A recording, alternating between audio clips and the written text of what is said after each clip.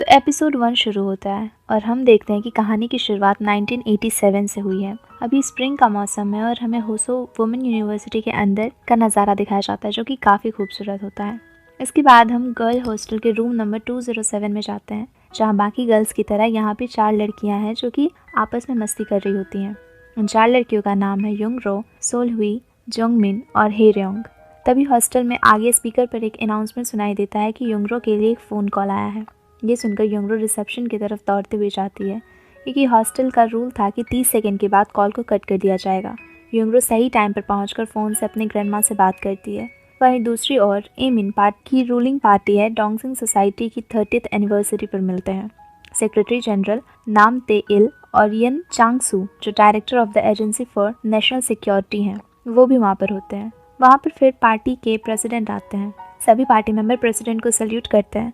President एक drink के साथ सबको शायद मीटिंग स्टार्ट करने के लिए बोलते हैं। बाकी सभी मेंबर शीशे से बने ग्लास में पानी डालते हैं और अपने हाथ की उंगली टेबल पर रखकर चाकू से उसे काट लेते हैं। फिर इसके बाद सभी लोग अपना खून उस पानी में मिलाते हैं और उसे पी जाते हैं। मीटिंग के बाद नाम तेल और यंग चांगसू प्रेसिडेंट से अकेले मिलते हैं, जहाँ प्रेसिडेंट दोनों से ऑपरेशन फेनिक्स के बारे में पूछ रहे होते हैं। दूसरी ओर ANSP से हेडक्वार्टर में हम देखते हैं कि ली गांगमू जर्मनी से वापस आता है, क्योंकि नॉर्थ कोरिया के कोई स्पाई था, वो उसे पकड़ना चाहता था, जिसे कि ब्लैक टाइगर नाम से जाना जाता है। वही उस रात सोहो और ओह क्वांग तो छत पर होते हैं। वो लोग कुछ कर रहे होते हैं कि वहीं पर कुछ लड़कियां सोहो के बारे में बात कर रही होती है कि सोहो बर्लिन यूनिवर्सिटी से इकोनॉमिक्स पढ़कर आया है और कोरिया में अपना थीसिस करने के लिए यहाँ पर आया है। दूसरी ओर रोल कॉल होने में बस 15 मिनट ही बाकी थे। सभी होसो यूनिवर्सिटी के बच्चे दौड़कर यूनिवर्सिटी की ओर जा रहे होते हैं। असल यूनिवर्सिटी का रूल होता है कि 9 बजे के बाद कोई भी बच्चा अंदर नहीं जा सकता, और अगर कोई लेट हो जाता है तो उसे पूरी रात बाहर ही रहना पड़ता है और उसके रूममेट को भी बाहर कर दिया जाएगा। तभी हम हे रोंग को देखते हैं, जो कि एक मिलिट्री मैन के साथ खड़ी होती है। वो मिलिट्री मैन उसे एक रिंग देकर प्रपोज करता है। वही सभी बच्चे भागकर हॉस्टल की तरफ जा रहे होते हैं। योंगरो हेरयोन से कहती है चलने को, लेकिन हेरोंग मिलिट्री वाले मैन के पास भागकर जाती है और वो रिंग ले लेती है। और फिर वो गेट से थोड़ी ही दूर पर होती है कि वहीं पर युंगरो का टिफिन बॉक्स गिर जाता है, जिसमें कि राइस केक था, जो कि उसकी ग्रैंडमा ने बनाकर उसे दिया था। हेरयोंग युंगरो से कहती है कि टिफिन को छोड़ो और जल्दी से अंदर आ जाओ, लेकिन युंगरो बिना सुने टिफिन लेने के लिए चली जाती है। इसके बाद गेट का गार्ड किम मांगडो योंगरो के लिए वेट कर रहा होता है, लेकिन हॉल डायरेक्टर को देखकर गेट बंद कर देता है। वही रूम 207 में सभी लड़कियां परेशान हो रही होती हैं, क्योंकि अब उन्हें भी रूम से निकाल दिया जाएगा। वही युंगरो गेट के पास टिफिन बॉक्स रखकर पाइप से चढ़कर रूम 207 तक पहुंच जाती है। रूम की खिड़की पर पहुंचने पर सोल हुई युंगरो को देख लेती है और तभी बुन के को नजर आता है कि युंगरो वहां पर है, तो वो हॉल डायरेक्टर की नज़र से युंगरो को किसी तरह से बचाकर उसे जल्दी से ऊपर चढ़ाती है और वो लोग उसे हॉल डायरेक्टर के आने से पहले उसे अच्छे से तैयार कर देते हैं नाइट ड्रेस पहनाकर। इसके बाद युंगरो को याद आता है कि उसने अपना टिफिन तो गेट पर ही छोड़ दिया है। इसके बाद युंगरो किम मांगडो के पास जाती है, क्योंकि वो जानती थी कि किम मांग ने टिफिन को कहीं अच्छे से ही रखा होगा। किम मांग से टिफिन लेकर वो राइस केक उसे भी देती है और थैंक यू कहती है। फिर किम मांगरो उससे कहता है कि तुम बुनको को भी थोड़ा सा दे दो जाके। इसलिए युंगरो बुनको के पास जाती है और गेट नॉक करती है। बुनको अपने डोर का दरवाज़ा सिर्फ थोड़ा सा ही खोलती है, जिससे कि वो अपना सर बाहर करके युंगरो से पूछती है, तो युंगरो उसे दे देती है और रोमियो और जूलियट की बुक के इंग्लिश एडिशन की बुक के बारे में भी उससे पूछती है। अगले दिन हना जांगमू की मीटिंग ज्वाइन करती है। गांगमू सोचता है कि प्रोफेसर हान ने तेडोंग रिवर 1 स्पाई को घुसने में मदद की होगी। हना एक जर्नलिस्ट की एक्टिंग करते हुए प्रोफेसर हान पर नज़र रखने की बात करती है। वहीं युंगरो बुनको के साथ अपने भाई के बारे में बात कर रही होती है और फ़ोन कॉल पिक करने में मदद करती है, और रोमियो और जूलियट की इंग्लिश एडिशन वाली बुक भी उसे दे देती है, क्योंकि बुनको और युंगरो दोनों काफ़ी अच्छे दोस्त थे। तभी एक फ़ोन आता है। युंगरो उठाती है तो फ़ोन पर ग्वांगते होता है, जो कि रूम नंबर 207 के गर्ल से बात करना चाहता है। युंगरो ये सुनकर कहती है कि आप मुझे मैसेज दे दीजिए, हम उन्हें बता देंगे। गांगते अपने आप को इंट्रोड्यूस करते हुए कहता है कि वो रूम 207 के गर्ल के साथ ग्रुप ब्लाइंड डेट पर जाना चाहता है और 3 बजे का टाइम फिक्स करता है एक रेस्टोरेंट में। इसके बाद ग्वांगते कहता है कि रूम 207 में 4 लड़कियां हैं और हम सिर्फ 3, और फिर अपने दोस्त सोहो से जाने के लिए मांगता है, लेकिन सोहो मना कर देता है, लेकिन आखिर में मान ही जाता है। वहीं दूसरी ओर युंगरो अपने आप से कहती है कि जोंगमिन तो नहीं जाएगी लगता है। ये सुनकर बुनको जोंगमिन के बदले जाने को कहती है। इसके बाद युंगरो हेरयोंग के पास जाती है और मनाने की कोशिश करती है उसे कि वो भी उनके साथ में चले, लेकिन हेरयोंग मना कर देती है। फिर युंगरो धीरे से सारा एक्सक्यूज़ देकर हेरयोंग को मना लेती है और सभी लड़कियां तैयार होने लगती है। वांगते और उसके दोस्त सभी रेस्टोरेंट में 207 की लड़कियां और वेट कर रहे होते हैं। और तभी सोहो माचिस की लकड़ी से कुछ बना रहा होता है। तभी 207 की लड़की आती है और एक्साइटमेंट में क्वांगते चेयर से उठता है और तभी टेबल से टकराने की वजह से सारा मैच स्टिक गिर जाता है। तभी सोहो और युंगरो दोनों मैच स्टिक से बने स्ट्रक्चर को संभालने के लिए हाथ बढ़ाते हैं और दोनों एक हाथ एक दूसरे से टच होता है और दोनों की आंखें एक दूसरे से मिलती है और ये देखकर साफ लग रहा होता है कि उन दोनों को पहली नज़र में लव एट फर्स्ट साइट हो गया है। इसके बाद सभी लोग पार्टनर चुनने के लिए एक टोकन रखते हैं। उनको जो पहले ही ग्वांगते और सोहो की डिस्कशन सुन लेती है उसे पता था कि पेपर एरोप्लेन सोहो है और वो जल्दी से पेपर एरोप्लेन उठा लेती है और बाकी सब एक एक टोकन ले लेते हैं। डेट के बाद युंगरो एवरग्रीन बुक स्टोर जाती है और एक टेप रिकॉर्डर में कैसेट और हेडफोन लगाकर गाना सुनती है। गाना युंगरो को इतना पसंद आता है कि वो गाना गाने लग जाती है। बाकी लोग जो वहाँ रहते हैं वो युंगरो को देखकर हंसने लग जाते हैं। वहीं सोहो भी कोई बुक लेने के लिए आया हुआ होता है, वो भी हंसने लग जाता है। जब युंगरो की नज़र सब पर पड़ती है तो उसे बहुत ज़्यादा एम्बैरेस्ड फील हो रहा होता है। युंगरो जल्दी से वहाँ से जाने लगती है। उसे सोहो मिलता है। युंगरो सोहो से पूछती है कि वो बुनको के साथ क्यों नहीं गया। तब सोहो बताता है कि वो थोड़ा बिजी था इसलिए। इसके बाद युंगरो उस कैसेट खरीदने के लिए जाती है लेकिन उसके पास पैसे कम होने की वजह से वो खरीद नहीं पाती। वही सोहो ये सब देख रहा होता है और फिर वो कैसेट खरीद कर युंगरो को दे देता है और जाने लगता है। युंगरो सोहो के पीछे जाती है और उसे आवाज़ लगाती है। वहीं कोई गाड़ी में बैठकर उस पर नज़र रख रहा होता है। वहीं कुछ पुलिस ऑफिसर वांटेड मैन की तलाश कर रहे होते हैं। ये देखकर सोहो रुक जाता है और तभी युंगरो सोहो के पॉकेट में कैसेट रख देती है और कहती है कि मैं फ्री में किसी का गिफ्ट नहीं लेती। इसके बाद सोहो युंगरो को लेकर एक गली में घुस जाता है। वहीं सभी ऑफिसर भी आ जाते हैं और तब सोहो उनसे बचने के लिए युंगरो को रुकने के लिए कहता है। पीछे से ऑफिसर वांटेड मैन का फेस को देखते हैं। तभी युंगरो ऐसी एक्टिंग करती है जैसे कि वो दोनों कपल हैं। तभी सोहो युंगरो को हक कर लेता है। ये देखकर ऑफिसर दोनों को कपल समझते हैं और वहाँ से चले जाते हैं। युंगरो सोहो से कहती है कि उसका भाई एक बार प्रोटेस्ट के लिए अरेस्ट हुआ था, इसलिए युंगरो ने उसकी हेल्प कर दी। तभी सोहो की नज़र गाड़ी की तरफ पड़ती है। कोई उस पर नज़र रख रहा होता है। इसके बाद सोहो उस कैसेट को देकर थैंक्स बोलता है। तब युंगरो हो सकता है कि वो किसी का उधार नहीं रखती और वो अगले दिन वहाँ 3 बजे कॉफ़ी शॉप पर उसे बुलाती है। कॉफ़ी शॉप पर अब युंगरो इंतज़ार कर रही होती है लेकिन सोहो नहीं आता। अब स्टोरी 6 महीने बाद शुरू होती है। सीक्रेट साउथ नॉर्थ के बीच मीटिंग बिंजिंग में हो रही होती है। तेल एंड चांगसू दोनों नॉर्थ कोरियन ऑफिसर से मिलते हैं। Im Ji Rok, head of the united front department, and Choi Soren, the deputy director of the minister of state security, वो कोई कॉन्ट्रैक्ट साइन करते हैं और 24 घंटे में पैसा नॉर्थ को देने की बात करते हैं। वही गांगमू अपने टीम को बुलाता है और कहता है कि सोहो प्रोफेसर हान के आगे पीछे घूमता है तो वो सस्पेक्ट है हेरोंग रिवर 1 का।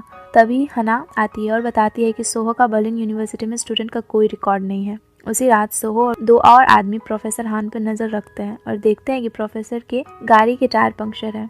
सोहो प्रोफेसर को घर तक लिफ्ट देने की बात करता है, प्रोफेसर को लेकर जाता है। वहीं हना सोहो का पीछा करती है। थोड़ी दूर जाने के बाद एक गाड़ी सोहो की गाड़ी को टक्कर मार देती है। प्रोफेसर ड्राइवर दोनों में कोई मूवमेंट नहीं होने लगती है। तभी सोहो गांगमू को देखता है और कॉमरेड चो की भागने को कहता है और खुद भी दूसरी डायरेक्शन में भागता है। हना कॉमरेड को पीछे जाने के लिए कहती है और गांगमू को सोहो के पीछे।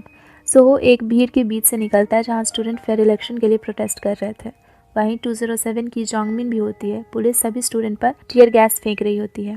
वही सोहो भागते भागते होसो डॉम में पहुंच जाता है गन फायर से बचते हुए और जल्दी से दीवार चढ़कर 207 के अंदर घुस जाता है।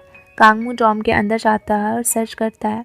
तभी हॉल डायरेक्टर आती है और बिना सर्च वारंट के सर्च करने से मना करती है।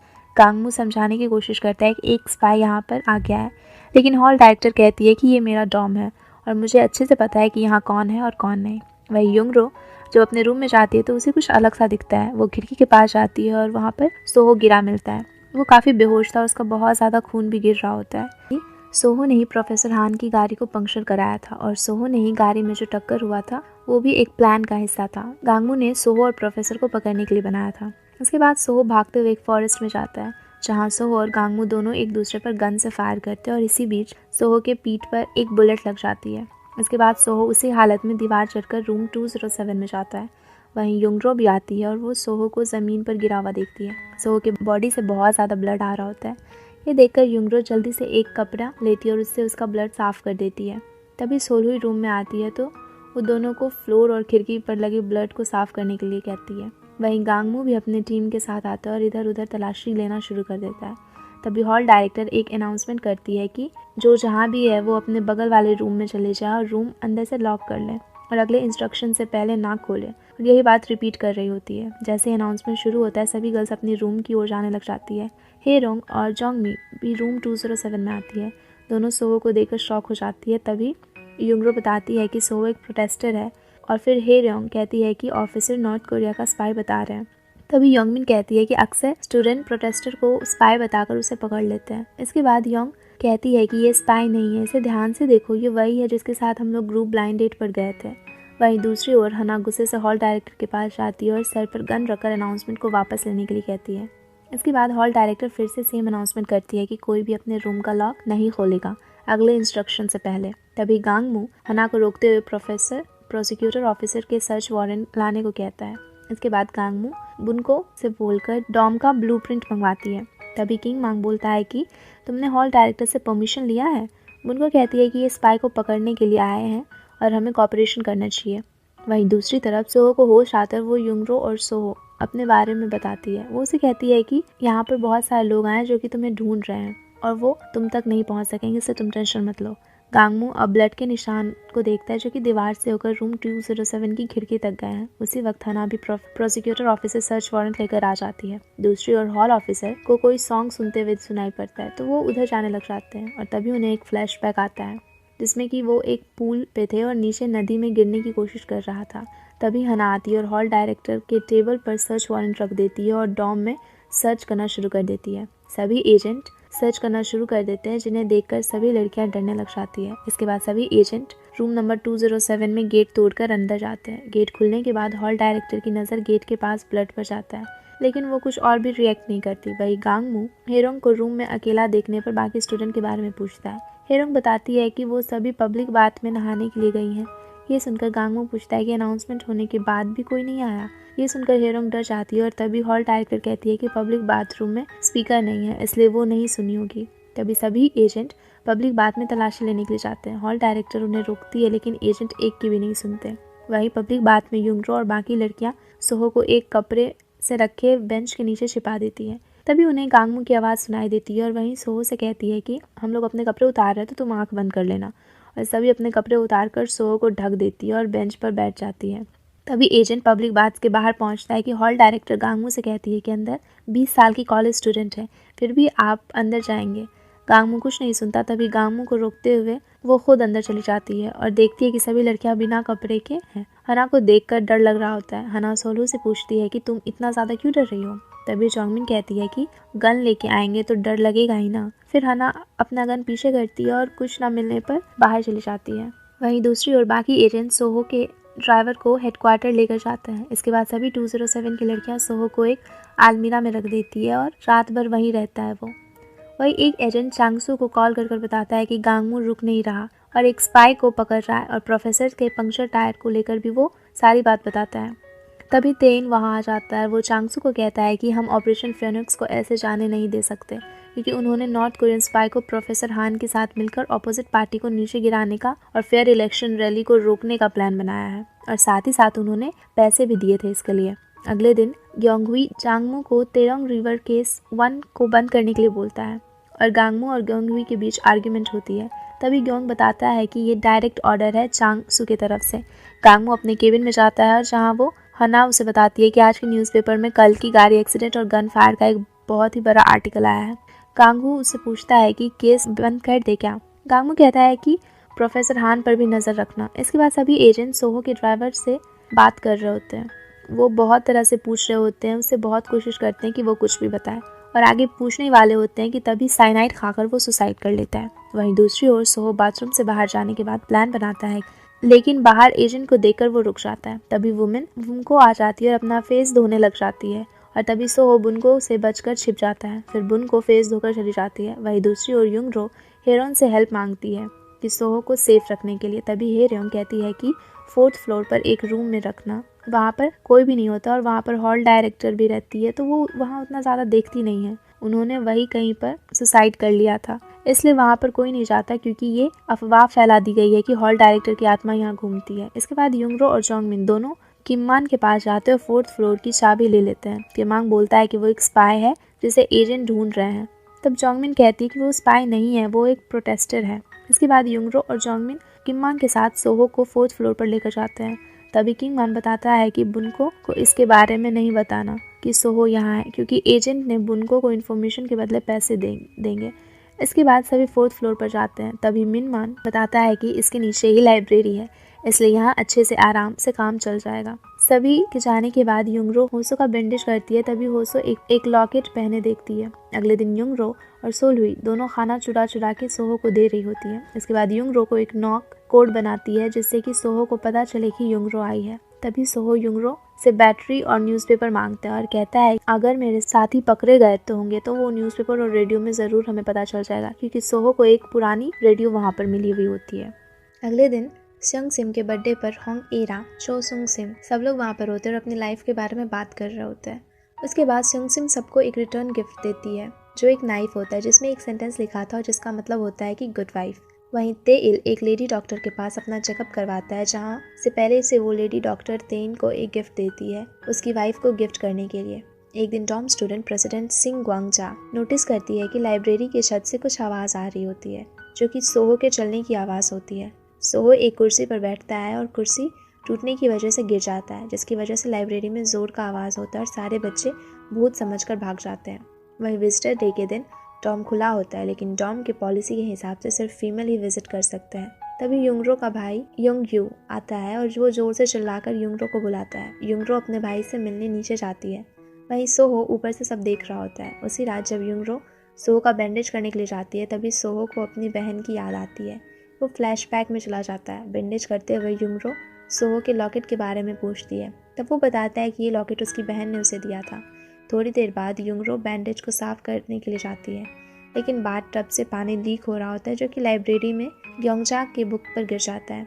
योंगजा समझ जाती है कि ऊपर कोई ना कोई तो पक्का है और हॉल डायरेक्टर को बताती है। वहीं बुन को गेट में कान लगाकर कुछ सुनने की कोशिश करती है। हॉल डायरेक्टर और योंगजा दोनों बाहर आते हैं। हॉल डायरेक्टर कहती है कि मिस्टर किम, आपके पास 4th फ्लोर की चाबी है। किम मान हाँ कर देता है और हॉल डायरेक्टर के पास 4th फ्लोर की चाबी देकर उन्हें जाने को कहता है। किम मान जोर जोर से कहते हुए खांसते हुए जा रहा होता है, जो कि वो सोहो को बताने की कोशिश कर रहा होता है कि यहाँ कोई लोग आ रहे हैं, इसलिए तुम जितनी जल्दी हो सके छिप जाओ। हम देखते हैं कि हॉल डायरेक्टर ऊपर जाती है 4th फ्लोर पर तलाशी लेने के लिए। वो गार्ड सोहो को बार बार खांस कर आवाज दे रहा होता है, उसे इशारे दे रहा होता है ताकि वो समझ जाए और हॉल डायरेक्टर से जोर से पूछता है कि आप यहाँ क्या करने के लिए आई हैं। हॉल डायरेक्टर रूम के अंदर जाकर अच्छी तरह से एक एक कोना देखती है, लेकिन उन्हें कोई भी वहाँ पर नहीं मिलता। सोहा और युंगरो दोनों खिड़की से बाहर निकलकर दीवार पर बने एक पतले जगह में एक पाइप को पकड़कर खड़े हुए रहते हैं। बुनको हॉल डायरेक्टर का पीछा करते हुए रूम तक आ जाती है और ग्योंगजा को खुले खिड़की की ओर इशारा करती है। ग्योंगजा हॉल डायरेक्टर को खिड़की के बाहर देखने को कहती है, लेकिन बाहर देखने के बाद भी हॉल डायरेक्टर को कुछ भी वहाँ पर नहीं दिखता।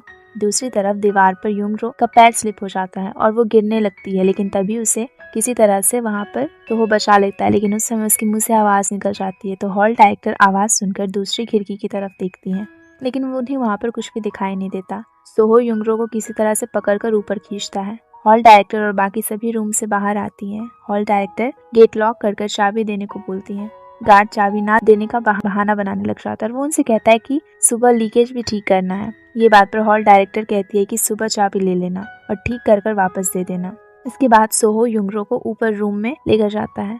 युंगरो जाने की बात करती है, तभी युंगरो देखती है कि सोहो के बॉडी से फिर से ब्लड गिर रहा है और जल्दी से सोहो को पकड़कर अच्छे से उसकी बैंडेज कर देती है। बैंडेज करने के बाद युंगरो जाने लगती है और गेट खोलती है, लेकिन गेट तो बाहर से बंद होता है, इस वजह से वो खुलता ही नहीं।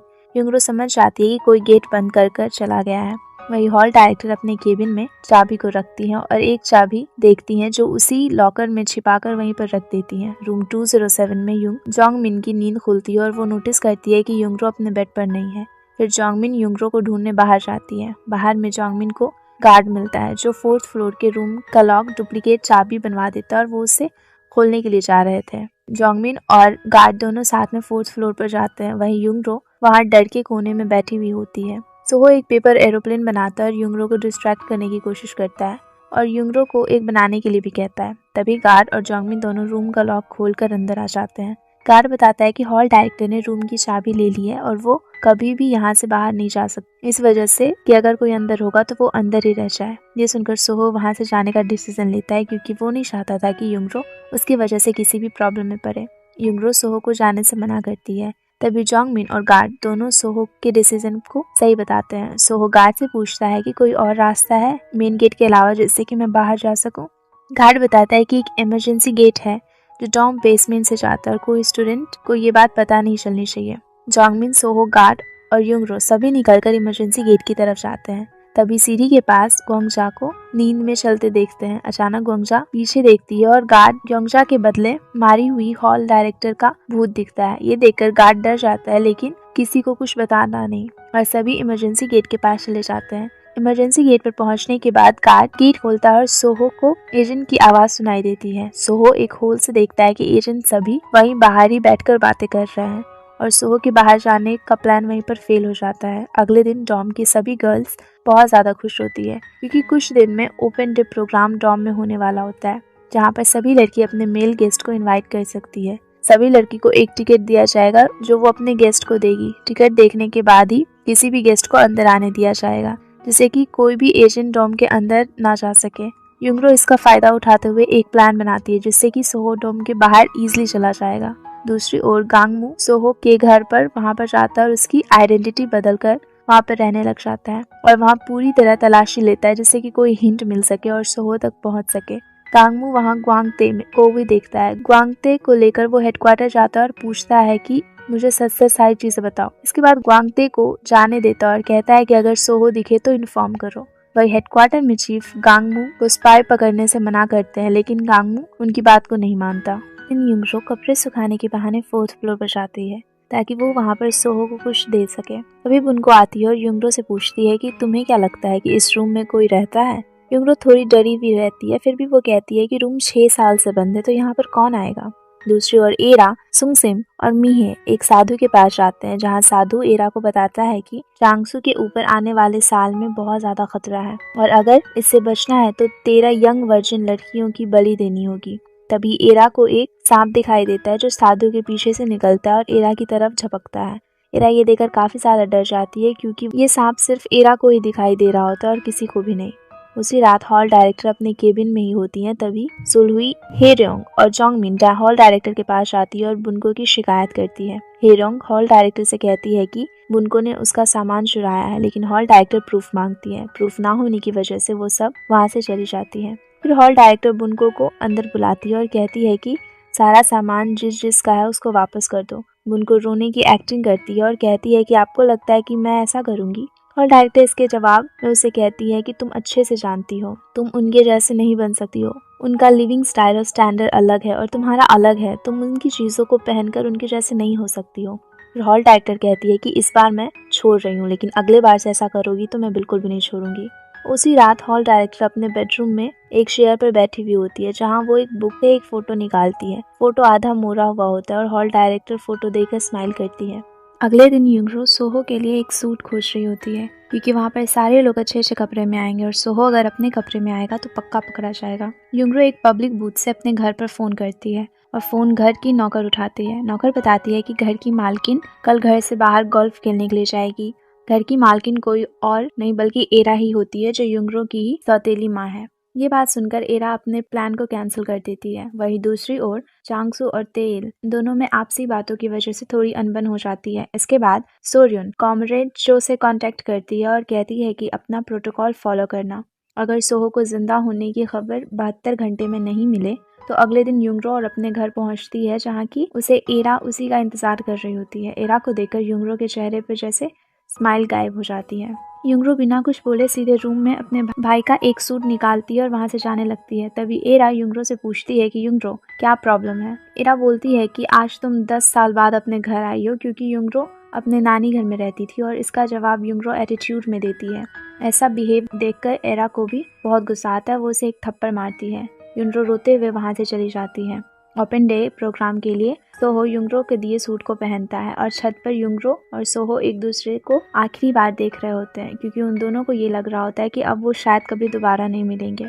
इसके बाद दोनों छत से नीचे जा ही रहे होते हैं कि हॉल डायरेक्टर दोनों को एक साथ देख लेती है और ऊपर आने की वजह पूछती है। युंगरो ये कहकर बात टाल देती है कि सोहो को छत देखने का मन था। तभी सोहो सॉरी बोलते हुए नीचे चला जाता है। वहीं डॉम के बाहर ग्वांगते सोलहुई को देखता है और उसके पास जाता है। सोलहुई ग्वांगते को देखकर भागने लगती है क्योंकि वो रिस्क लेना नहीं चाहती थी, क्योंकि ग्वांगते सोहो को जानता था। सोलहुई का पीछा करते हुए ग्वांगते डॉम के अंदर चला जाता है। इसके बाद युंगरो सोहो को लेकर 207 रूम में चली जाती है, जहाँ हेरयोंग एक सोल्जर को इनवाइट करती है जिसने हेरयोंग को प्रपोज किया था। सोल्जर अपना शूटिंग टैलेंट का शो ऑफ कर रहा होता है और सोहो को भी शूटिंग करने के लिए बोलता है। सोहो तैयार हो जाता है और एक बार में सारे टारगेट कंप्लीट कर लेता है। ये देखकर सभी शॉक हो जाते हैं और तालियां बजाने लगते हैं। इसके बाद सोहो और युंग पहुंच जाते हैं। वो लोग गेट तक पहुंचकर बातें करते हैं और वहां पर हॉल डायरेक्टर को देखकर वो लोग अंदर कपल डांस के रूम में चले जाते हैं, क्योंकि अगर वो उन्हें बाहर निकलते देख लेती तो प्रॉब्लम हो जाता। वहीं एक रूम में ग्वांगते और सोलहुई दोनों होते हैं, जहां ग्वांगते को पता चलता है कि सोलहुई के पापा एक बेखा ब्रेवरी ऑन करते हैं। ये जानने के बाद ग्वांगहुई को अपना रिलेशनशिप टारगेट बनाता है और झूठ बोलता है कि जब से ग्वांगते सोलहुई को ब्लाइंड डेट में देखा है तब से पसंद करने लगा। सोलहुई तुरंत सब उससे मिलने के लिए मान जाती है। दूसरी ओर युंगरो अपने आप को सोहो के साथ डांस करते हुए इमेजिन करती है। तभी हेरयोंग उसे हकीकत में लाती है। सोहो युंगरो का हाथ पकड़कर जाने लग जाता है। टॉम के बाहर जोंगमिन सोहो का साइकिल के साथ वेट कर रही होती है। तभी सोहो और युंगरो आ जाते हैं। जोंगमिन सोहो और युंगरो को साथ जाने के लिए बोलती है, थोड़ी दूर तक जिसे एजेंट को शक ना हो। युंगरो साइकिल के पीछे बैठकर सोहो को पकड़ लेती है और दोनों जाने लग जाते हैं। वहीं सोलहुई और ग्वांगते दोनों एक कैफे में जाते हैं, जहाँ की ग्वांगते की नज़र सोहो पर पड़ जाती है। सोहो तुरंत फोन करके एजेंट को बताता है। वहीं बाहर युंगरो सोहो को डॉम का नंबर और रूम नंबर याद रखने के लिए बोलती है, जिससे वो दोनों फिर कभी एक दूसरे से शायद मिल सके। हम देखते हैं कि सोहो वापस युंगरो से मिलने आता है और उसे अपना लॉकेट देता है। युंगरो लेने से मना करती है क्योंकि वो लॉकेट सोहो को उसकी बहन ने दिया हुआ होता है, सोहो के सेफ्टी के लिए।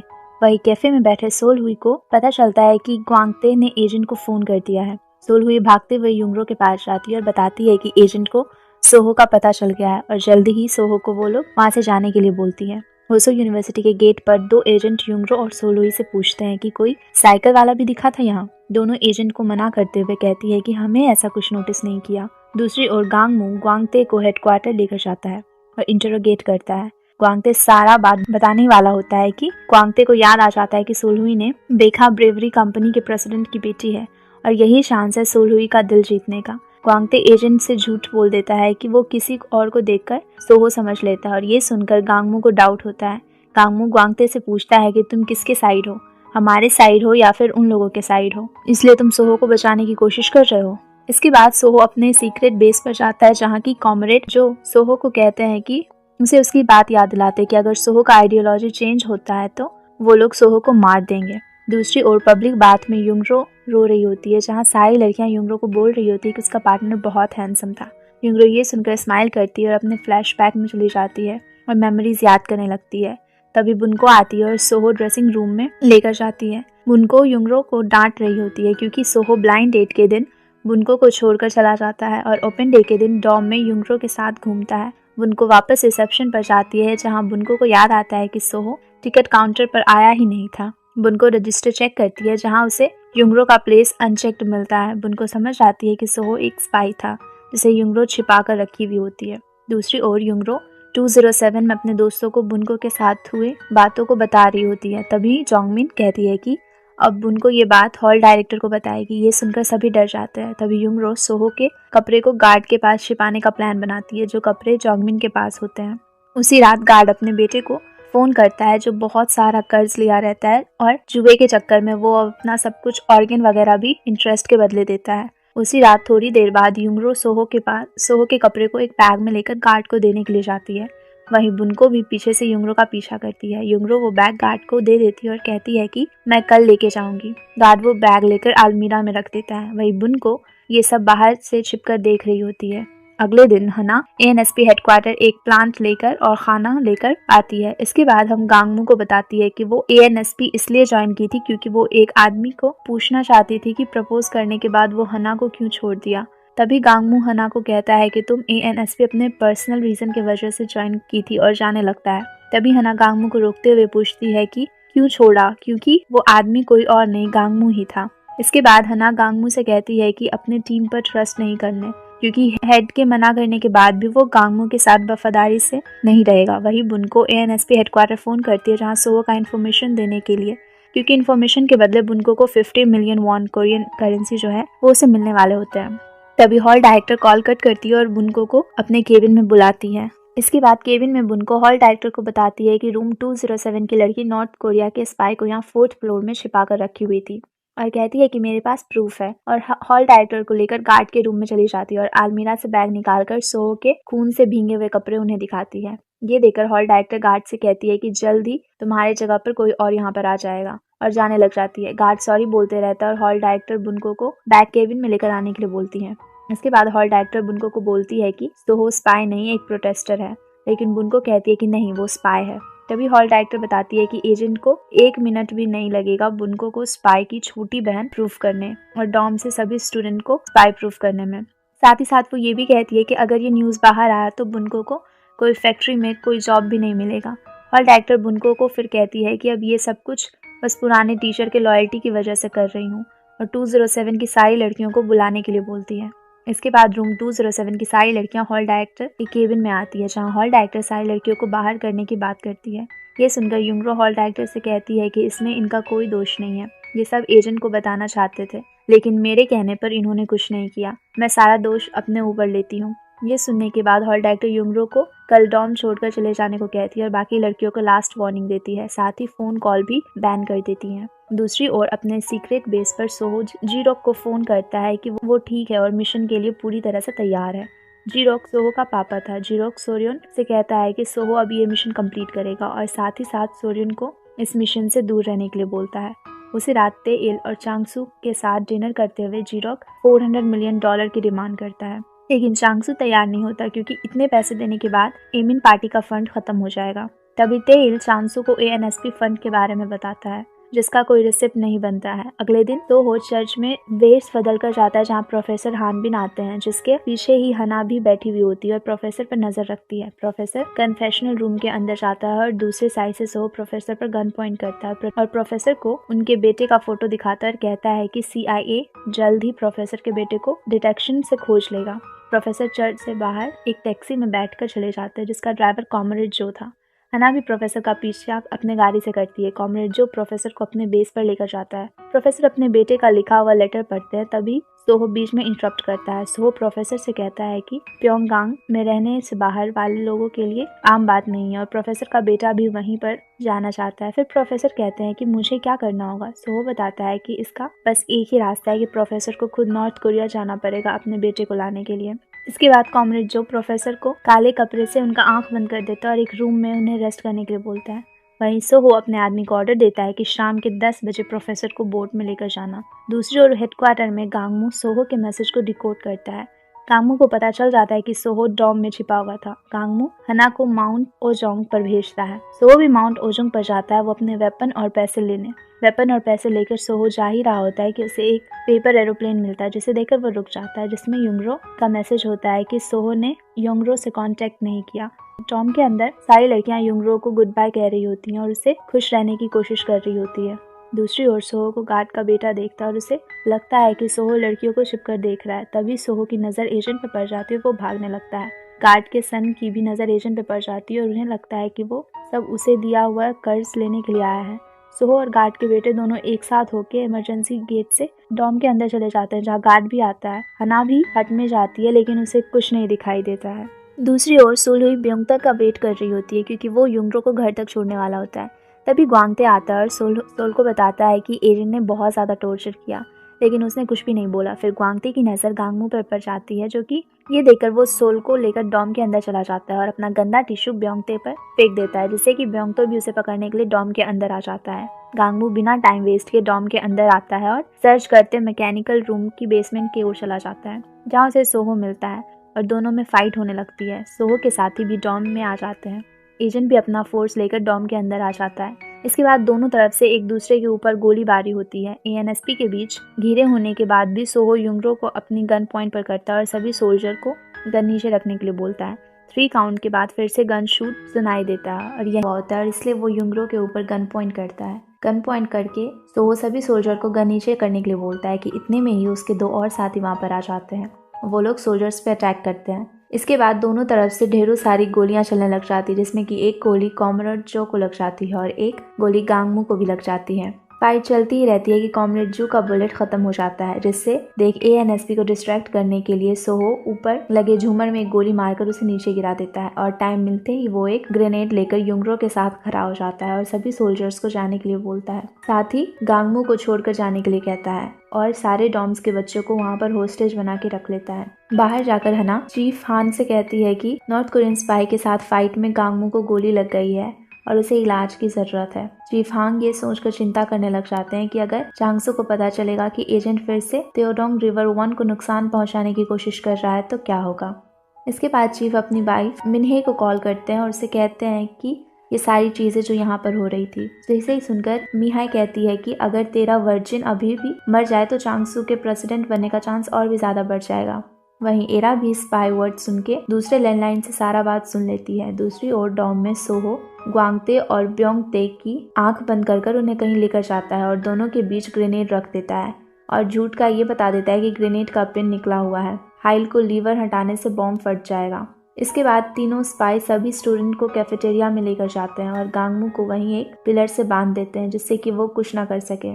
वहीं हॉल डायरेक्टर अपने ऑफिस में टेप जैसा कुछ अपने पैर में बांधकर कैफेटेरिया आती है, जहाँ एक स्पाई कॉमरेड जो को बताता है कि हॉल डायरेक्टर कहीं नहीं मिली। तभी हॉल डायरेक्टर कहती है कि मैं इस डॉम की हॉल डायरेक्टर हूँ और तुम मुझसे ज्यादा नहीं जानते हो यहाँ के बारे में। फिर हॉल डायरेक्टर सभी लड़कियों को रोने से मना करती है। इसके बाद कॉमरेड जो सुल हुई और 2 लड़की को कैफेटेरिया के 3 खिड़की के पास खड़ा कर देता है जिससे एजेंट वहां से गन फायर ना कर सके। वहीं गांगमू कॉमरेड जो से कहता है कि कुछ ही देर में 100 स्पेशल फोर्स आते होंगे और तुम सिर्फ 3 हो, इससे अच्छा है कि सरेंडर कर दो। ये सुनकर कॉमरेड जो अपने गन से गांगमू के सर पर मारता है। वहीं एरा अपने ड्राइवर को फोन करके युंगरो के बारे में पूछती है। ड्राइवर बताता है कि वो डॉम में है। ये सुनकर एरा ड्राइवर को आने को कहती है। वहीं अपने ऑफिसर से चांगसू और तेइल जीरो को फोन कर बताते हैं कि तेंगडोंग रिवर 1 की टीम पोर्ट के लिए निकल चुके हैं प्रोफेसर हान के साथ। और साथ ही साथ चांगसू ये भी बोलता है कि उन्हें फुल पेमेंट प्रोफेसर हान प्रेस कॉन्फ्रेंस के बाद मिलेगा, जिसमें प्रोफेसर ये बताएगा कि अपोजिशन को नॉर्थ कोरिया फंड दे रहा है और कैंपेन के लिए। तभी चीफ हान आता है और चांगसू को बताता है कि तेडोंग रिवर 1 स्पाई डॉम के सभी बच्चों को होस्टेज बना दिया गया है और साथ ही साथ सारा दोष गांगमू पर देता है। ये सुन तेइल ये सब खत्म करना चाहता है प्रोफेसर हान के प्रेस कॉन्फ्रेंस से पहले। वही चांगसू सभी स्टूडेंट की सेफ्टी की बात करते हैं। इसके बाद चांगसू एरा को फोन कर योंगरो के बारे में पूछते हैं क्योंकि एरा सुबह कार योंगरो को लाने के लिए भेजी हुई होती है। एरा रोने की एक्टिंग करते हुए कहती है कि ड्राइवर डॉम तक नहीं पहुंच पाया और फोन काट देती है और अपने आंसू पोंछकर चली जाती है। इसके बाद हान बताता है कि युंगरो डॉम के अंदर ही है क्योंकि एक आदमी युंगरो पर नजर रखे हुए होता है और फिर से गांगमू पर सारा दोष डालता है। फिर चांगसू कहता है कि ये समय दोष डालने का नहीं है और सारे होस्टेज की सेफली वहां से निकालने के लिए बोलता है। साथ ही साथ ये भी कहता है कि अगर स्पाई को मारना पड़े तो मार देना। दूसरी तरफ डॉम के अंदर स्पाई सबको नीचे फ्लोर पर आंख बंद करके लेटने के लिए बोलता है। तभी बुनको अपनी आंखें खोलकर युंगरो पर सारा ब्लेम डाल रही होती है कि युंगरो सब चुपचाप सुनते रहती है। फिर हॉल डायरेक्टर बुनको को धीरे से चुप रहने के लिए बोलती है।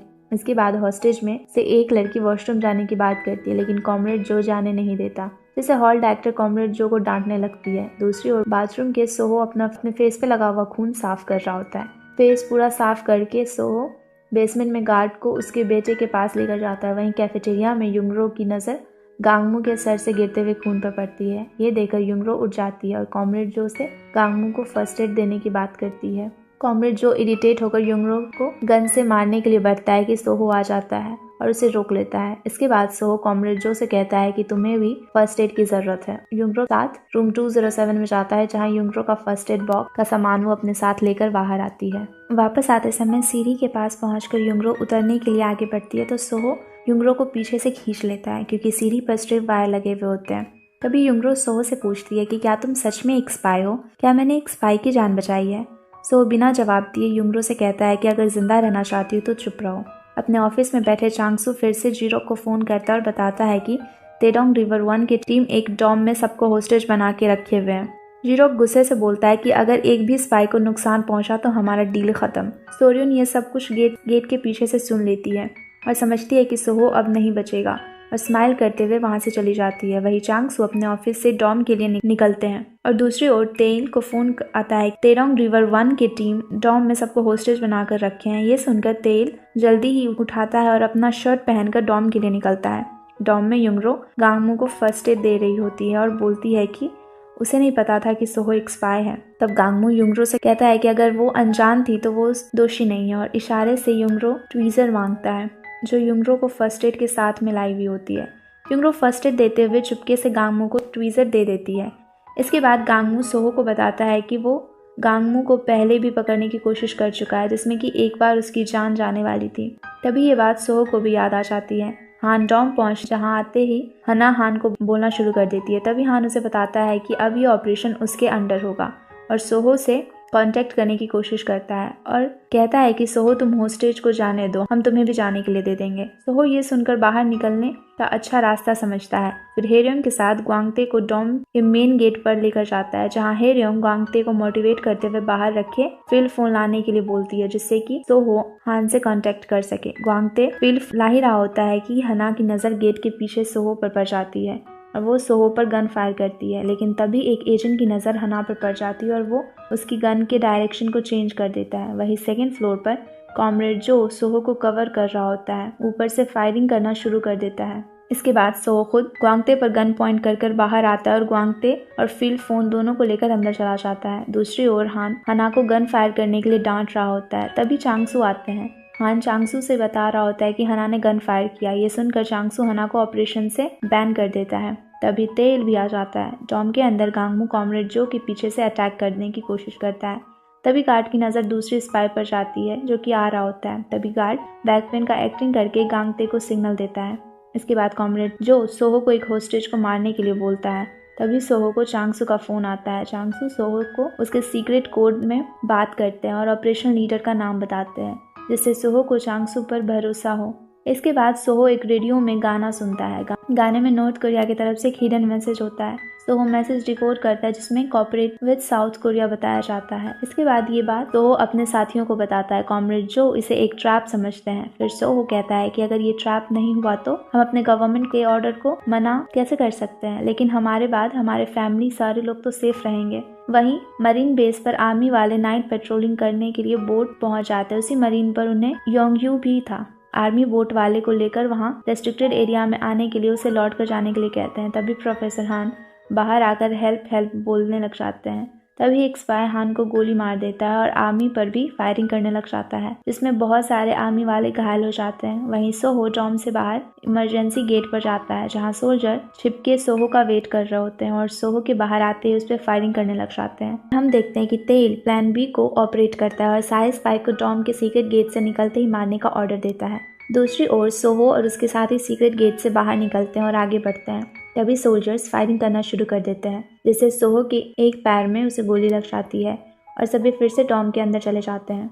इसके बाद सोल्जर आगे बढ़ने वाले ही होते हैं कि तभी गेट के अंदर से चांगसू वायरलेस पर उन्हें रुकने का ऑर्डर देता है स्टूडेंट सेफ्टी को लेकर, जिससे चांगसू और तेल में दोनों में आर्ग्यूमेंट भी हो जाती है। दूसरी ओर डॉम के अंदर गांगमू सभी को बाहर निकलने के लिए बोलता है और तभी कॉमरेड जो आ जाते हैं। कॉमरेड जो अपने गन को होस्टेज के इधर पॉइंट कर लेते हैं। तभी गांगमू कॉमरेड जो का गन पकड़ लेता है। कॉमरेड जो गन का ट्रिगर दबा देते हैं और गन पर फायरिंग होने लग जाती है और ऊपर लगा झूमर नीचे गिर जाता है और एक शीशे का टुकड़ा युंगरो के हाथ में लग जाता है। इसके बाद गांगमू ट्विटर के कॉमरेड जो पर अटैक करने ही वाला होता है कि तभी सोहो आ जाता है और गांगमू के हाथ में गोली मार देता है। कॉमरेड जो गुस्से में गांगमू को उसी वक्त मार देना चाहते थे, लेकिन कैफेटेरिया की कुक बीच में आ जाती है और कुछ कुछ बोलने लग जाती है। शायद वो मेंटली ठीक नहीं होती है। इसके बाद कॉमरेड जो फिर से गांगमू को मारने की कोशिश करता है, लेकिन मैगजीन खाली होने की वजह से वो बच जाता है। तीसरी बार कॉमरेड जो मैगजीन रिलोड करता है और आगे बढ़ता है तो सोहो उसे रोक लेता है। सोहो के रोकने के बाद कॉमरेड जो से वो कहता है कि बुलेट वेस्ट नहीं करना है। साथ ये भी बोलता है कि अगर मेरा ऑर्डर नहीं फॉलो करोगे तो मुझे तुम्हारी कोई ज़रूरत नहीं है। इसके बाद कॉमरेड जो सारे होस्टेज को वापस कैफेटेरिया में जाने के लिए बोलता है। तभी सोहो की नज़र युंगरो के हाथ से गिरते हुए खून पर जाती है। दूसरी तरफ चांगसू को ये कन्फर्मेशन मिलता है कि प्रोफेसर हान के साथ सारे स्पाई मारे गए हैं। साथ ही एक आर्मी भी मारा गया है और 4 आर्मी इंजर्ड हैं, जिसमें से कि एक युंगयू भी होती है। चांगसू आर्मी फैमिली को इंजर्ड और डेथ न्यूज़ बताने से मना करता है और प्रेस वालों को ये बोलने के लिए कहता है कि ANSP के प्रोफेसर हान को नॉर्थ कोरिया से बचाने की कोशिश कर रहे थे, जिसमें प्रोफेसर हान मारे गए। वही तेल इस बात को अपोजिशन को डिफेम करने के लिए इस्तेमाल करना चाहते थे और प्रेस वालों को ये कह देते हैं कि प्रोफेसर हान नॉर्थ कोरिया जाते वक्त मारे गए। दूसरी तरफ सॉन्गसिम और मी हाई दोनों एरा के घर जाती हैं और वहाँ 13 वर्जिन लड़कियों को मारने की पॉसिबिलिटी बताती हैं। ये सुनकर एरा स्माइल करती है और ये दिखाती है कि उसे 13 लड़कियों के मरने का दुख है। इसके बाद एरा बोलती है कि चांगसू तेल से सीनियर है और तेल को चांगसू की रिस्पेक्ट करनी चाहिए। इस बात से स्योसिम चिढ़ जाती है क्योंकि स्योसिम के पापा एक 4 स्टार जनरल थे और एरा के बाल पकड़कर उसे खींचने लग जाती है। वही कैफेटेरिया में कॉमरेड जो सोहो को बताता है कि कॉमरेड ली गोली लगने की वजह से पूरी तरह से इंजर्ड है और उसे फर्स्ट एड की ज़रूरत है। इसके बाद सोहो युंगरो को अपने साथ कॉमरेड ली को फर्स्ट एड देने के लिए लेकर जाता है, लेकिन कॉमरेड ली सोहो को खुद फर्स्ट एड करने के लिए कहते हैं। सोहो और युंगरो कॉमरेड ली को फर्स्ट एड देने के बाद वापस आ रहे होते हैं। तभी सोहो युंगरो से हॉल से एक चेयर लेकर आता है और उसे बैठने को कहता है। युंगरो को कटे हुए हाथ पर वो पट्टी भी कर देता है। पट्टी करने के बाद युंगरो सोहो से कहती है कि अगर तुम्हें मेरी थोड़ी भी फिक्र है तो सब कुछ आने दो।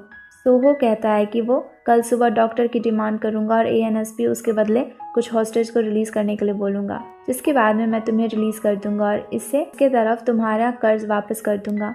इसके बाद युंगरो वापस कैफेटेरिया जाती है, जहां सारे स्टूडेंट युंगरो के हाथ में लगे हुए बैंडेज देखकर आपस में बात करना शुरू कर देते हैं। थोड़ी देर बाद चांगसू वापस सोहो से बात करता है और बताता है कि उसके सारे साथी और प्रोफेसर हान मारे गए। ये सुनकर सोहो कहता है कि अगर मेरे बाकी साथी यहाँ से नहीं जा पाए तो वो सारे होस्टेज को मारकर खुद ही भी मर जाएगा। और उसी रात बुन को वहीं रोने लग जाती है और अपने फ्लैशबैक में जाती है, जहाँ उसके पापा एक हॉस्पिटल में हैं और उसकी मम्मी वहीं पापा के बगल में सोई हुई है। बुन को एक एनवेलप छुपाकर मम्मी के पिलो के अंदर रख देती है, शायद उसमें कुछ पैसे और फैमिली सपोर्ट के लिए होते हैं। वहीं नॉर्थ कोरिया में सोरियन जी के पास जाता है और वहाँ मिशन फेल की बात करता है और $300 मिलियन लॉस की बात करती है। जीरॉक कहती है कि अभी भी टाइम है। ये सुनकर सोरियन जी जीरॉक से कहती है कि अब पार्टी के ऑर्डर के लिए तैयार हो जाओ। दूसरी तरफ कॉमरेड जो सोहो से कहता है कि हम सारे हॉस्टेजेस को मारकर खुद भी मर जाते हैं। ये सुनकर सोहो कॉमरेड जो को समझाने की कोशिश करता है और फिर कहता है कि अगर तुम ऐसा करोगे तो तुम्हारी मौत बेमतलब ही चली जाएगी। ये सुनकर कॉमरेड जो को गुस्सा आ जाता है और वो सेरियन का ऑर्डर सोहो को बताता है कि अगर सोहो के आइडियोलॉजी में थोड़ा सा भी चेंज आया तो वो उसे मार डालेंगे और गन सोहो की तरफ पॉइंट कर रहा होता है कि तभी सोहो कॉमरेड जो की छाती से राइट साइड में गन फायर करता है। बुलेट प्रूफ जैकेट पहनने के कारण कॉमरेड जो को कुछ नहीं होता है। सोहो कॉमरेड जो से कहता है कि अगर तुमने अब से मेरे ऑर्डर को फॉलो नहीं किया तो मैं सीधा तुम्हारे सर पे फायर करूंगा। वहीं पर गन फायर की आवाज़ सुनकर कॉमरेड ली भी कैफेटेरिया में आ जाता है, लेकिन वहीं बेहोश हो जाता है। वहीं डॉम की कुक दौड़कर कॉमरेड ली के राइफल को उठा लेती है और तभी सोहो भी वहां आ जाता है और दोनों एक दूसरे पर गन पॉइंट करते हैं। थोड़ी देर में कुक गन से बच्चों की तरह खेलने लग जाती है और तभी सोहो कुक से गन ले लेता है। सोहो समझ आता है कि कुक मेंटली अनस्टेबल है। उसके बाद सोहो चांगसू को फोन करता है और 20 मिनट के अंदर डॉक्टर की डिमांड करता है और ये भी कहता है कि अगर 20 मिनट में डॉक्टर नहीं आए तो वो हर 10 मिनट में एक हॉस्टेज को मारना शुरू करेगा।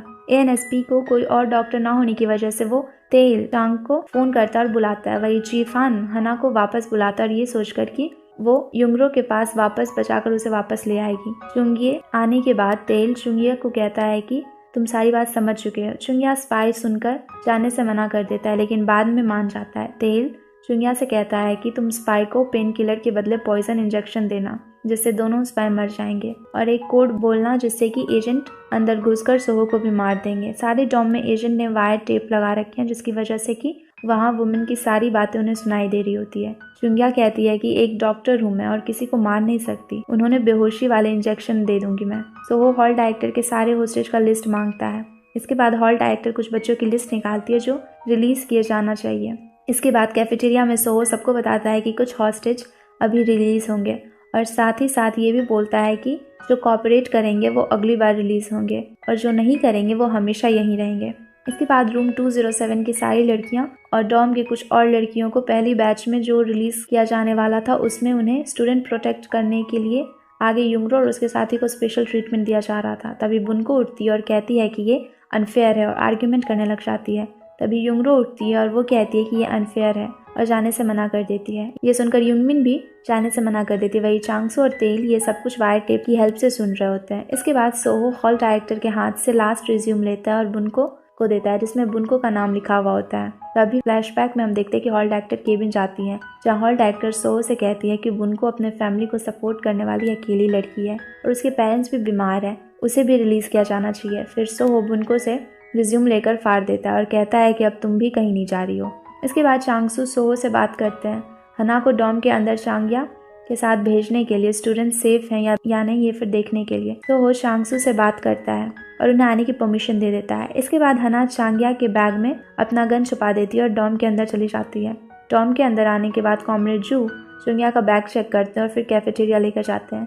कैफेटेरिया में चुंग्या एक असिस्टेंट मांगती है और कॉमरेड ली के पास चली जाती है। कॉमरेड ली की हालत बहुत ज़्यादा ख़राब होती है और तेज़ बुखार भी होता है। वहीं हना युंगरो को उस ग्रुप में देख लेती है जिसका ट्रीटमेंट होने वाला था और उस ग्रुप को रिलीज़ करने के लिए बोलती है। सो उन्हें ना रिलीज़ कर रैंडम किसी 6 लड़की को रिलीज़ करता है। तभी एक लड़की को पैनिक अटैक आता है और हॉल डायरेक्टर उसे भी रिलीज़ करने के लिए बोलती है। ये सुनकर सभी बच्चे एक्टिंग करना शुरू कर देते हैं जिससे उन्हें भी रिलीज़ कर दिया जाए। सो अपना सारा गुस्सा वहाँ पर निकाल देता है और सबको मारने की धमकी देता है। युंगरो तभी ज़ोर से चलाती है और सबको रिलीज करने के लिए बोलती है और सोहो का गन नीचे करती है और सोहो अपना गन युंगरो के ऊपर पॉइंट कर उससे चुप रहने के लिए कहता है। तभी युंगरो अपनी आइडेंटिटी बताती है कि वो ANSP डायरेक्टर चांगसू की बेटी है। वहीं बाहर बैठे चांगसू को कुछ सुनाई दे रहा होता है पर रेडियो पर उसे युंगरो की कोई भी बात अच्छे से समझ नहीं आ रही होती है क्योंकि वो बहुत ही ज़्यादा धीरे धीरे बोल रही होती है। फिर युंगरो सोहो को अपने बदले किसी और को रिलीज करने के लिए बोलती है लेकिन सोहो नहीं मानता और 9 हॉस्टेज को रिलीज करने के लिए बोलता है और युंगरो को खिड़की के पास खड़ा कर देता है। सोहो हॉल डायरेक्टर को दूसरे रूम लेकर जाता है और पूछता है कि युंगरो ANSP डायरेक्टर की बेटी है, क्योंकि ANSP डायरेक्टर साउथ कोरिया का सबसे ज़्यादा पावरफुल पर्सन है और उसकी बेटी एक छोटे से डॉम में कैसे रह रही है, ये बात बिल्कुल भी कॉमन नहीं है। हॉल डायरेक्टर बताती है कि युंगरो को डॉम से बाहर कर दिया गया था क्योंकि वो सोहो को छिपा रही होती है। वही चांगसू और तेल ये सारी बातों को सुन लेते हैं। इसके बाद हॉल डायरेक्टर बहाना बनाकर रेस्टरूम जाती है। वहीं सोहो बाहर में खड़ा रहता है। तभी कॉमरेड जो वहाँ पर आते हैं तो वो उन्हें वहाँ पर खड़ा रहने के लिए बोलता है और वहाँ से चला जाता है।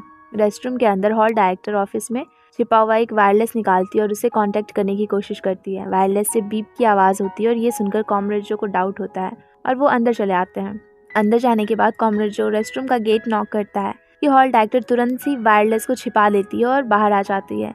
दूसरी ओर कैफेटेरिया में सोहो को हना गांगमू का ट्रीटमेंट करने के लिए बोल रही होती है लेकिन सोहो बिना रिस्पांस किए कॉमरेड ली के पास चला जाता है। कॉमरेड ली के पास जाने के बाद चुंग्या सोहो को चुप रहने का इशारा करती है और फिर उसके बाद सोहो को वायर टेप का इशारा करती है। फिर चुंग्या सोहो को अपना हाथ पर लिखा हुआ कुछ दिखाती है और बताती है कि स्वेट टीम डॉम के अंदर घुसने के लिए रेडी है। इसके बाद सोहो गांगमू का ट्रीटमेंट करने की परमिशन देता है और ट्रस्ट बनाए रखने की कोशिश करता है। इसके बाद रेडियो पर ये सारी बातों को चांगसू और तेल दोनों सुन लेते हैं। वहीं चांगसू तेल को माउंट ऑनगोइंग पर जाने के लिए कहता है। दूरबीन से युंगरो को देखते हैं जो कि खिड़की के पास खड़ी हुई होती है।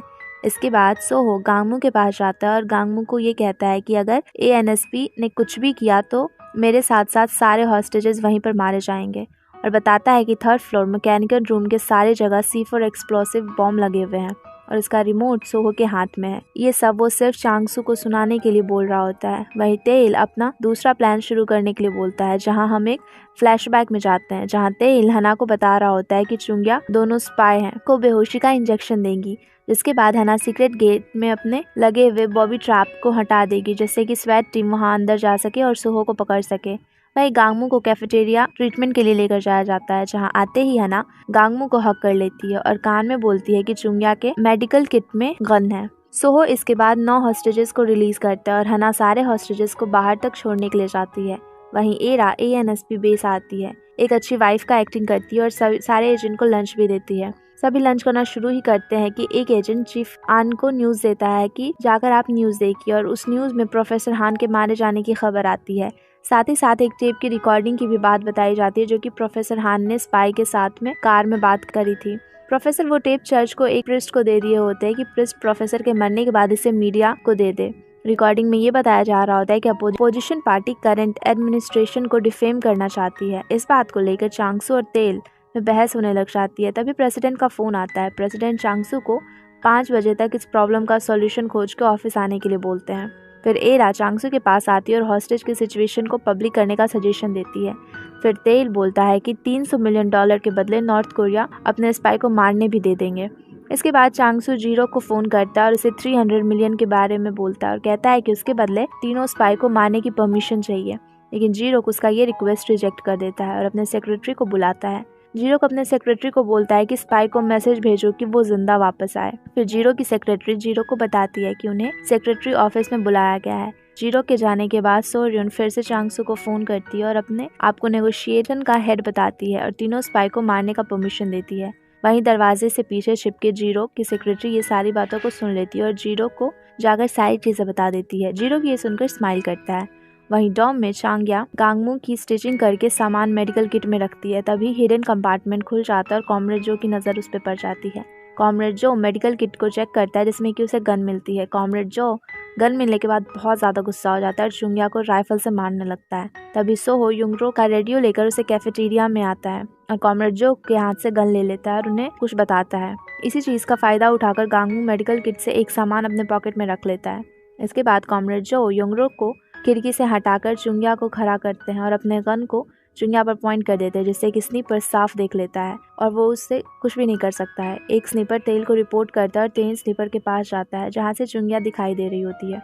इसके बाद तेन स्नीपर को कॉमरेड जो को मारने के लिए बोलता है लेकिन स्नीपर बताता है कि चुंग्या सामने में है। फिर सोहो कॉमरेड जो की राइफल लेने की कोशिश करता है और इसी बीच कॉमरेड जो के पास से छोटा सा गन नीचे गिर जाता है और दूसरी तरफ हना रेडियो को ऑफ कर देती है। गन नीचे गिरने के बाद पैर से होकर युंगरो के पैर के पास चला जाता है। वहीं सोहो कॉमरेड जो को शांत करता है। फिर युंगरो गन उठा के कॉमरेड जो की तरफ पॉइंट करती है और कॉमरेड जो से चुंग्या को अपने सामने खड़े करने से हटाने के लिए बोलती है। फिर सोहो युंगरो को समझाने की कोशिश करता है और गन नीचे रखने के लिए बोलता है। तभी गांगमू आता है और सोहो को समझाता है कि अगर चुंग्या मर गई तो एएनएसपी कोई दूसरा डॉक्टर नहीं भेजेंगे। इसके बाद सोहो कॉमरेड जो को गन नीचे करने के लिए बोलता है। कॉमरेड जो गन नीचे करता है कि तभी एक स्नीपर गन फायर कर देता है। हालांकि गोली किसी को भी उस समय नहीं लगती लेकिन कॉमरेड जो को इस पे बहुत ज़्यादा गुस्सा आ जाता है और वो भी फायरिंग करना शुरू कर देते हैं। इसी बीच दोनों तरफ से फायरिंग होने लग जाती है तो सोहो युंगरो को अपने बॉडी से गन लगने से बचाने की कोशिश करता है और तभी उसके पॉकेट से एक पेपर एरोप्लेन नीचे गिर जाता है और फिर जल्दी से उठकर कॉमरेड जो को बुलेट बर्बाद करने से वो रोकता है। वहीं युंगरो पेपर एरोप्लेन में लिखा मैसेज देख लेती है और ये उसी ने भेजा होता है इसलिए उसे पता चल जाता है। सोहो युंगरो से वो पेपर छीन लेता है। वहीं दूसरी तरफ सोहो हना को ना देखकर उसके पीछे जाता है। हना मैकेनिकल रूम से सीक्रेट पैसेज से बाहर जा रही होती है। तभी सोहो वहां आ जाता है। सोहो हना को बॉम्ब का रिमोट दिखाकर उसे अंदर जाने के लिए बोलता है लेकिन हना बाहर चली जाती है और स्वेट टीम को अंदर जाने के लिए बोलती है। स्वेट टीम अंदर नहीं जाते क्योंकि उन्हें अंदर ना जाने का ऑर्डर मिला हुआ होता है। वहीं सोहो सीक्रेट पैसेज का गेट भी बंद कर वहाँ से चला जाता है। इसके बाद सोहो चांगसू से बात करता है और कहता है कि तुम हमें मारना चाहते हो और दोनों में इस बात को लेकर बहुत ज़्यादा आर्ग्यूमेंट हो जाती है। इसके बाद सोहो चांगसू को से कहता है कि अगर 10 मिनट में हम लोग किसी रैंडम होस्टेज को मारेंगे और फ़ोन कट कर देता है। फ़ोन कट करने के बाद कॉमरेड जो सोहो से पूछता है कि सच में हम 10 मिनट में एक होस्टेज को मारेंगे। सोहो हाँ में जवाब देता है और युंगरो को अपना पहला टारगेट बताता है। इसके बाद सोहो वहाँ लगे वायर टेप को निकाल देता है जिससे चांगसू उनकी बातों को सुन नहीं सके। वायर टेप निकालने के बाद सोहो कॉमरेड जो से कहता है कि युंगरो उन सबकी लाइफ लाइन है और ये सब वो बस चांगसू को सुनाने के लिए बोल रहा था और फिर वायर को वहाँ पर चिपका देता है। इसके बाद कॉमरेड जो चुंग्या को एक सेपरेट रूम में लेकर जाते हैं जहाँ सोहो चुंग्या बंधे हाथों को खोलता है और बताता है कि डॉम के सारे वायर टेप खोल दिए गए हैं। इसके बाद चुंग्या अपने आप को इंट्रोड्यूस करती है और कॉमरेड जो के सामने मोरन हिल 1 बोलती है जिससे कॉमरेड जो चुंग्या को पहचान लेता है और उसे सैल्यूट करता है क्योंकि चुंग्या भी एक नॉर्थ कोरियन स्पाई ही होती है। इसके बाद चुंगसू फिर से सोहो को फोन करती है और बताती है कि उन्होंने नॉर्थ के साथ में एक डील की है जिसमें कि वो सारे स्पाई को वापस 10 दिन के बाद नॉर्थ भेज देंगे अगर सारे हॉस्टेज सेफ रहेंगे तो। चुंग्या ये सुनकर रेडियो के हेल्प से वेरीफाई करने के लिए बोलती है। फिर सोहो चुंगसो से सवाल करता है कि साउथ पर ट्रस्ट हम कर सकते हैं क्या। चुंग्या इसे ये बोलकर सोहो को चुप कर देती है कि वो पार्टी के इंस्ट्रक्शन पर शक ना करे। इसके बाद सोहो चांगसू को फोन करता है और बताता है कि उन्होंने एएनएसपी के इंस्ट्रक्शन को एक्सेप्ट कर लिया है। ये सुनकर चांगसू और तेल दोनों प्रेसिडेंट से मिलने के लिए जाते हैं जहाँ बीच रास्ते में चांगसू के सेक्रेटरी को फोन आता है युंगयो के बारे में और गाड़ी वापस मोड़ लेते हैं। उसी रात सोहो युंगरो को एक सेपरेट रूम में लेकर जाता है और उसे खाना खिलाने की कोशिश करता है जो हॉल डायरेक्टर के रिक्वेस्ट पर सबको खाना मिला हुआ होता है। युंगरो सोहो से पूछती है कि तुम्हारे पास पेपर एरोप्लेन क्यों है, तुम वो पेपर एरोप्लेन की वजह से वापस तो नहीं आए ना। सोहो कोई भी जवाब नहीं दे पाता और तभी एक न्यूज आता है कि युंगयो की मौत हो गई है। हम देखते हैं कि चांगसू युंगरो को न्यूज मिलने के बाद सीधा हॉस्पिटल पहुंचाता है। चांगसू युंगयो को हॉस्पिटल बेड पर देखता है जो कि वेस्ट सी के फायरिंग के टाइम में इंजर्ड हो गया था। युंगियो कुछ देर तक आंखें खोलता है और फिर चांगसू को एक प्रॉमिस के बारे में बताता है। युंगियो अपने मम्मी के कब्र के सामने अपनी मम्मी को प्रॉमिस किया था कि वो युंगरो का हमेशा ख्याल रखेगा, और फिर चांगसू को युंगरो का ख्याल रखने के लिए बोलता है, और इतना बोलते ही युंगियो की मौत हो जाती है। उसी रात डॉम में गांगमू चुंग्या के मेडिकल किट से निकाले सामान से अपनी रस्सी को काटता है और फिर भागने की कोशिश करता है। तभी रास्ते में गांगमू को कॉमरेड जो दिखाई देता है। कॉमरेड जो से बचते हुए गांगमू हॉल डायरेक्टर के सीक्रेट रूम में चला जाता है, जहां उसे सर्विलियंस सामान दिखाई देता है। दूसरी तरफ हॉल डायरेक्टर चुपके से रेस्टरूम जाती है और फिर वायरलेस से किसी को कांटेक्ट करती है। This is rain, VIP answer me. इसके बाद हम युंगरो को देखते हैं, जहाँ की वो बार बार युंगियो की मौत के बारे में सुनकर बहुत ज़्यादा रो रही होती है। न्यूज़ सुनने के बाद उसकी हालत ख़राब होती है, वो वहाँ से भागने की लगती है। तभी सोहो सीढ़ी पर लगे बॉबी ट्रैप में जाने से उसे रोकता है। वहीं रेस्टरूम में युंगरो की आवाज़ सुनकर हॉल डायरेक्टर वायरलेस रेस्टरूम में छिपा देती है और फिर दौड़कर युंगरो के पास आती है। दूसरी ओर युंगरो सोहो को ब्लेम कर रही होती है, क्योंकि उसकी वजह से ही युंगियो की मौत हुई है, और रोते रोते बेहोश हो जाती है। और फिर पीछे थोड़ी दूर खड़े हॉल डायरेक्टर ये सारी चीज़ें उसे देख रही होती है।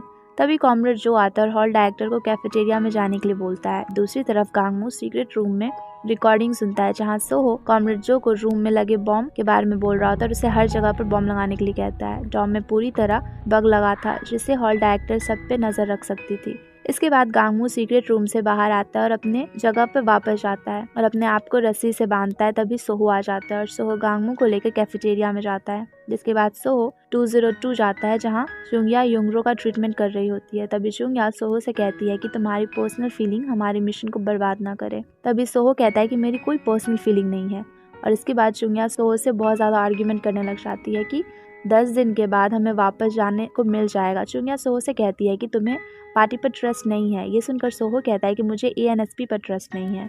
दूसरी ओर सभी हॉस्टेस सोए हुए रहते हैं। तभी बुनको उठकर हॉल डायरेक्टर के पास जाती है और बताती है कि स्पाई बॉम्ब लगा रहे हैं। इसके बाद बुनको कहती है कि वो सब युंगरो को बचाना चाहते हैं, अभी तक तो उसे रिलीज भी कर दिया होगा। तभी हॉल डायरेक्टर सभी को बताती है कि युंगरो का भाई युंगियो उसकी मौत हो चुकी है, और उसकी मौत नॉर्थ के साथ में एक फाइट की वजह से ही हुई है। फिर हम चांगसू के पास जाते हैं, जहाँ चांगसू युंगियो के फोटो के सामने रो रहा होता है। तभी एरा पीछे से एक अच्छी वाइफ की एक्टिंग करते हुए आती है, उसे समझाती है कि वो फिक्र ना करे। फिर हम डॉम में देखते हैं, युंगरो अपने सपने में अपने भाई के बारे में सोच रही होती है और बहुत ज़्यादा पैनिक होकर उठ जाती है।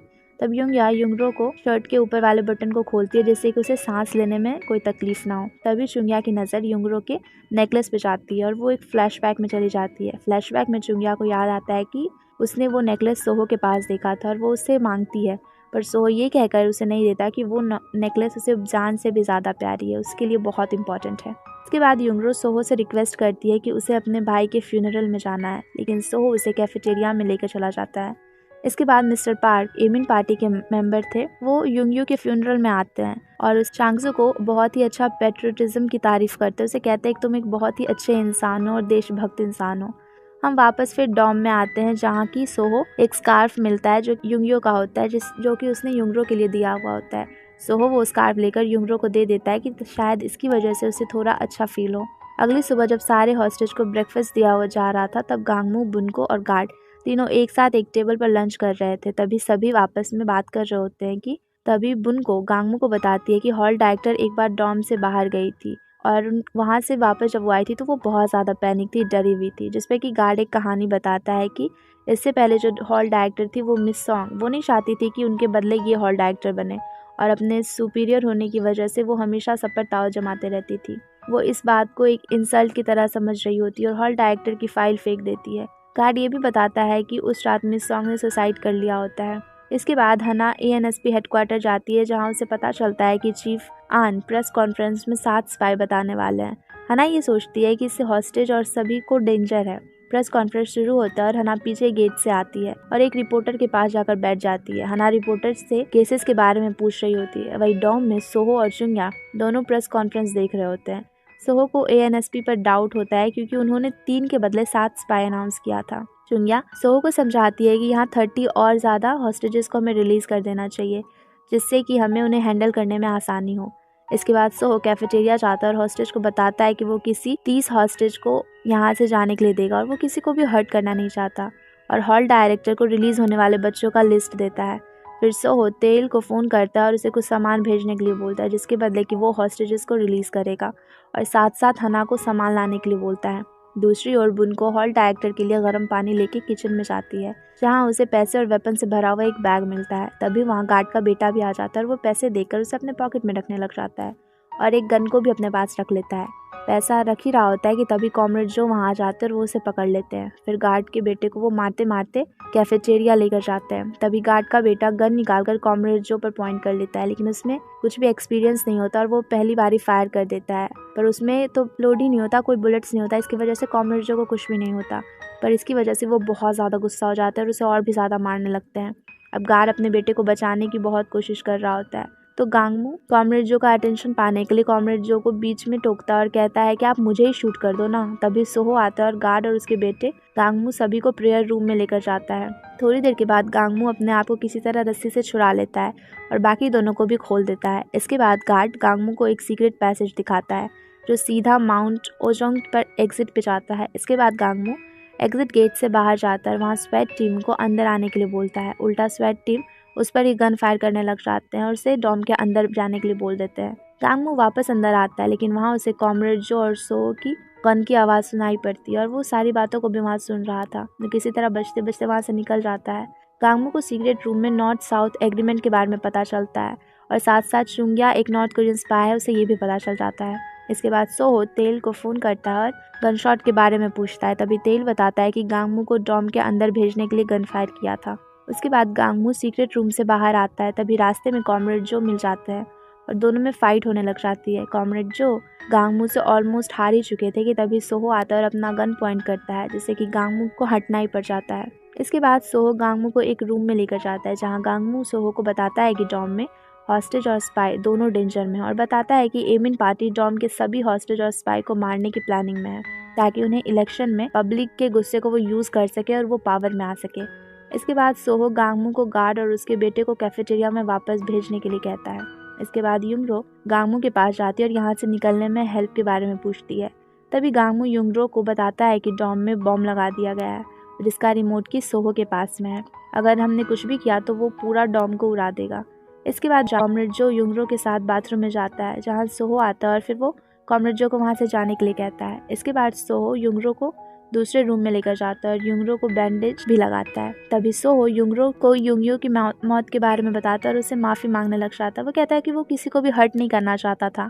उसके बाद सोहो जाने लगता है। तभी युंगरो उसे पीछे से हक कर लेती है और उसे ना जाने के लिए बोलती है। तभी सोहो भी पीछे मुड़कर उसे और टाइट हक कर लेता है और इसी का फ़ायदा उठाकर युंगरो उसे रिमोट उसके पॉकेट से निकाल लेती है और उससे दूर हट जाती है। और उनके पीछे नामतेल होता है, जो अपने शूटर से कहता है कि जैसे ही वो कहेगा अपनी बेटी को हटाने के बाद कि वहाँ पर गोली चलाओ, तुम लोग भी गोली चला देना, और सोहो के साथ साथ वहाँ पर युंगरो को भी गोली मार देंगे। और इसके बाद में युंगरो के आते ही, जैसा कि उसके पिता कह रहे होते हैं, युंगरो और सोहो तो किसी तरह से अंदर पहुँच जाते हैं, लेकिन चांगसो को ही गोली लग जाती है। गोली की आवाज़ सुनकर वहाँ पर मिस्टर आन रिपोर्टर्स के साथ में बेसमेंट के दरवाजे के पास पहुँच जाता है, जहाँ उसे चांगसुक घायल मिलता है, जिसे वो हॉस्पिटल भेज देता है। ये सारी आवाज़ें सुन बुन को भी अपने कमरे से बाहर आकर बेसमेंट की तरफ जाती है, जहाँ उसे चांग, कॉमरेड ली और सोहो की बातों से पता चल जाता है कि एएनएसपी चीफ को गोली लग गई है और युंगरो एएनएसपी चीफ की बेटी है। वो अपने कमरे में जाकर गुस्सा होने लगती है कि युंगरो ने उन सबसे ये बात को क्यों छिपाया, लेकिन वो इस मौके को अपने लिए इस्तेमाल करने का सोचती है। वैसा ही करती है, वो एक वॉकी टॉकी ढूंढने निकल जाती है। सीन एएनएसपी कैंप पर शिफ्ट होता है, जहाँ की मिस्टर आन नामतेल को बताता है कि चांगसो की सर्जरी कोरिया के बेस्ट डॉक्टर करने वाले हैं, जो सुनकर नामतेल का मूड थोड़ा ख़राब हो जाता है। फिर मिस्टर आन के पूछने पर नामतेल उसे झूठ कह देता है कि स्पाइस ने चांगसो पर गोलियाँ चलाई हैं, लेकिन मिस्टर आन को उसमें लूप होल्स नज़र आ रहे होते हैं, मगर नामतेल उन्हें डरा कर वहाँ से भेज देता है। सभी लड़कियां न्यूज़ में देखती है कि स्पाइस ने चांगसो पर गोली चला दी है। वो इसके बारे में गांगवो से पूछते हैं, जिस पर वो क्लियर करता है कि ऐसा कुछ भी नहीं हुआ था और सबको प्रेयर रूम में इकट्ठा होने के लिए कहता है। वार्डन के पूछने पर गांगवो जवाब देता है कि हो सकता है कि चांगसो ने अपनी बेटी को बचाने की बात की हो और ये बात सुनकर उसके सीनियर्स को उस पर गुस्सा आ गया होगा और उन्होंने ही उसे गोली मार दी होगी। वार्डन अपना डर जाहिर करते हुए कहती है कि अगर ऐसा है तो फिर सभी को जान का खतरा है। तभी वहाँ पर बुन को आ जाती है, जिसकी नज़र गांगवो के वॉकी टॉकी पर होती है, ताकि वो बाहर एएनएसपी से कांटेक्ट कर सके। गांगवो उसे प्रेयर रूम में जाने के लिए कहता है। युंगरो को अपने डैड के कंडीशन के बारे में अभी कुछ मालूम नहीं होता है। वो सोहो से सॉरी कहती है मदद ना कर पाने के लिए। सोहो उसे अश्योर करता है कि किसी को कुछ भी नहीं होगा। वहीं ANSP कैंप में नामतेल को प्रेसिडेंट का कॉल आता है, जो उस पर बहुत गुस्सा कर रहे होते हैं क्योंकि उनके राइट हैंड यानी कि चांगसू को गोली लग गई है और वो सभी स्पाइस को मारने का ऑर्डर दे देते हैं। नामतेल को इस बात से बहुत गुस्सा आता है कि कब से चांगसू प्रेसिडेंट के लिए इतना ज़्यादा खास हो गया, लेकिन उनकी बात मानते हुए वो हॉस्टल पर हमला करने की तैयारी में लग जाता है और मिस्टर आन को सभी सोल्जर्स को तैयार करने के लिए कहता है और फिर चुंग्या की फ़ोटो को देखता है, जिसे देखकर ऐसा लग रहा होता है कि वो उससे प्यार करता है। फिर मिस्टर आन को भी शायद उस पर शक हो जाता है। नामतेल और चुंग्या के बीच कुछ तो ज़रूर है। वहीं हॉस्टल में सभी हॉस्टेजेस को प्रेयर रूम में इकट्ठा किया जाता है ताकि उन्हें सेफ रखा जा सके और गांगवू, सोहो और चुंग्या को आपस में बातें करते हुए हम देखते हैं। वो लोग अब नामतेल के बारे में बोल रहे होते हैं कि वो किसी भी वक्त हॉस्टल पर हमला कर सकता है। चुंग्या बताती है कि हो सकता है चांगसू पर हमला नामतेल ने ही कराया हो, क्योंकि अगले प्रेसिडेंशियल इलेक्शन में चांगसू और नामतेल का ही कंपटीशन होने वाला है और नामतेल अपना रास्ता साफ करने की कोशिश कर रहा है। वो एक प्लान भी सभी को समझाती है हॉस्टल पर होने वाले हमले से बचने के लिए। सोहो तो मान जाता है, लेकिन गांगवू उसे वार्न करता है कि अगर उसमें कुछ भी गलत कर दिया तो वो सारे लोग जान से मारे जाएंगे। वहीं युंगरो को अपने रूममेट से पता चल जाता है कि ANSP चीफ को गोली लगी है, जिसे सुनकर वो टूट सी जाती है। वो इसे कंफर्म करने के लिए टीवी ऑन कर देखती है। वहीं नामतेल अपने सोल्जर के साथ में हॉस्टल में घुसने लगता है और वो ऑर्डर कर देता है कि सबसे पहले वो हॉस्टल का पावर ऑफ करेगा। वहीं दो लड़कियां और उसके बॉयफ्रेंड डिसाइड करते हैं कि वो बाथरूम की खिड़की से निकलकर भाग जाएंगे, क्योंकि उन्हें ऐसा लग रहा होता है कि जो भी हॉस्टल के अंदर रहेगा वो मारा जाएगा। इसी बीच हॉस्टल का पावर ऑफ हो जाता है और अंधेरे में सारे लोग घबराकर इधर उधर भागने के लिए लग जाते हैं। युंगरो भी जाती है, लेकिन उसे कुछ समझ नहीं आ रहा होता है। वो तो बस बेहवासी वहाँ पर चली जा रही होती है। सोहो उसे संभालता है और फिर उसे अश्योर करता है कि उसके डैड को कुछ भी नहीं होगा और उसे उसकी एक रूममेट के साथ में भेज देता है। वार्डन सभी से पूछती है कि कहीं कोई छुपा तो नहीं है। उसे पता चल जाता है कि दो लड़कियां हैं जो कि अपने बॉयफ्रेंड के साथ में भागने का प्लान कर रही थी, वो वहाँ पर नहीं है। सोहो उन सभी को ढूंढने के लिए जाता है। रास्ते में कॉमरेड ली चांद को लेकर नीचे आ रहा होता है, जहाँ चांद अंधेरे का फ़ायदा उठाकर भागने की कोशिश करता है, लेकिन सोहो वहाँ आकर उसे कंट्रोल कर लेता है। फिर वो कॉमरेड ली से कहता है कि अगर चांद अगली बार ऐसा कुछ करने की सोचे तो सीधे उसे गोली मार देना। वहीं ANSP भी बाथरूम की खिड़की के रास्ते अंदर आने के लिए तैयार हो रहे थे। वो लोग अंदर स्मोक बॉम्ब फेंकते हैं, जिससे कि वहाँ पर छिपी दोनों लड़कियाँ और उसके बॉयफ्रेंड खांसने लग जाते हैं। उनकी ये आवाज़ सोहो को भी सुनाई पड़ जाती है, तो वो समय पर आकर उन्हें वहाँ से निकाल कर प्रेयर रूम में भेज देता है और उसी वक्त ANSP भी हॉस्टल में घुस जाती है। कॉरिडोर में उन्हें चुंग्या की आवाज़ आती है, जो उनसे गोली चलाने के लिए मना करती है। चुंग्या भी वहीं पर कहीं पर होती है। नामतेल उसे बाहर आने को कहता है। जब चुंग्या बाहर आती है तो उसकी कमर पर बॉम्ब बंधा हुआ होता है। सोहो वहां आकर चुंग्या को गन पॉइंट पर कर लेता है और सबको बाहर जाने के लिए कहता है और वार्न करता है कि अगर वो नहीं गए तो वो चुंग्या के साथ साथ यहाँ मौजूद सारे लोगों को बॉम्ब से उड़ा देगा। नामतेल को अब किसी और की चिंता तो नहीं थी, लेकिन फिर भी वो चुंग्या के लिए वहाँ पर 7 तक काउंट कर मिशन अबॉर्ट कर देता है। अंदर सभी को पता चल जाता है कि ANSP ने मिशन अबॉर्ट कर दिया है। वहीं चांगसू का ऑपरेशन तो हो जाता है, लेकिन अभी भी उसकी हालत क्रिटिकल है। मिसेस चांगसू के सेक्रेटरी से पूछती हैं कि क्या ये हमला सच में स्पाइस ने किया है, लेकिन सेक्रेटरी डरते हुए उन्हें समझाता है, लेकिन मिसेस चांग को अब भी बिल्कुल भी यकीन नहीं हो रहा होता है। वहीं हना भी उसी हॉस्पिटल में बेस बदल कर होती है। गांगवू को चांगसू की अपडेट देती है। गांगवू, सोहो और चुंग्या और वार्डन अभी सारे लोग बात कर रहे होते हैं कि उन्हें कुछ तो करना होगा जिससे कि वो ANSP को रोक सके, क्योंकि आज नहीं तो कल वो दोबारा ज़रूर हमला करेंगे। चुंग्या उन्हें सजेस्ट करती है कि उन्हें नॉर्थ को भेजे जाने वाले $300 मिलियन को किसी भी तरह से चुराना होगा, क्योंकि इतनी बड़ी रकम के लिए सबको पीछे हटना ही होगा। गांगवू तो उसकी बातों पर बहस भी करने लग जाता है। चुंग्या उन्हें बताती है कि ऐसा करने के लिए चुंग्या को यहाँ से बाहर जाना होगा और इसमें वो मिसेस आन की मदद लेगी, क्योंकि वो एक बहुत ही ज़्यादा लालची औरत है और उसके कहने पर मिस्टर आन ने कई बार ANSP के फंड्स में घोटाला किया है। वहाँ खड़ी वार्डन भी इस बात से एग्री करती है, लेकिन गांगवू को अभी भी उस पर विश्वास नहीं हो रहा था कि इतनी सिक्योरिटी के बीच में वो इतनी बड़ी अमाउंट को कैसे चुरा पाएगी। गांगवू सोहो के साइड में जाकर उससे बात करता है। वो कहता है कि वो चुंग्या को बाहर भेजने का रिस्क नहीं ले सकते हैं, नामतेल को सब बता देगी वो। जिस पर सोहो चुंग्या की साइड लेता और कहता है कि अगर उसे ऐसा करना होता तो वो पहले ही उसे सब कुछ बता चुकी होती और वो बॉम्ब्स नकली थी इस बारे में भी कह देती। सोहो कहता है कि उन्हें किसी तरह से ये न्यूज़ मिसेस चांगसू तक पहुंचानी होगी कि चांगसू पर गोली चलवाने वाला नामतेल है। उसके पास इन सब बातों के अलावा कोई ऑप्शन नहीं है। ऐसा करने से उनके पास 50-50 चांस रहेगा बचने का। तो सभी इस बात के लिए मान जाते हैं। गांगवू मिसेस शांगसू को बताने का काम हना को दे देता है, जो वो बड़े ही अच्छे से कर देती है। और मिसेस शांगसू से बात पता चलते ही एएनएसपी कैंप के लिए वो निकल जाती है। वहीं चुंग्या और सोहो हॉस्टल की बाथरूम वाली खिड़की से जाने के लिए उसके पास खड़े होते हैं। और दूसरी तरफ एएनएसपी कैंप में नामतेल की वाइफ आती है, जो बताती है कि मिसेस शांगसू ने उसे वहां आने के लिए डराया है। इतनी ही देर में वहां पर मिसेस शांगसू आती है और फिर वो दोनों के सामने में बैठकर पहले तो एक बियर कैन से एक बियर पी जाती हैं और फिर उन्हें वार्न करती है कि उन्हें पता है कि चांगसू पर हमला नामतेल नहीं करवाया है और वो ये फर्स्ट लेडी यानी कि प्रेसिडेंट की वाइफ को बता देंगी। इलेक्शन तक तो सब ठीक रहेगा, लेकिन उसके बाद नामतेल का क्या होगा वो तो कोई भी नहीं जानता।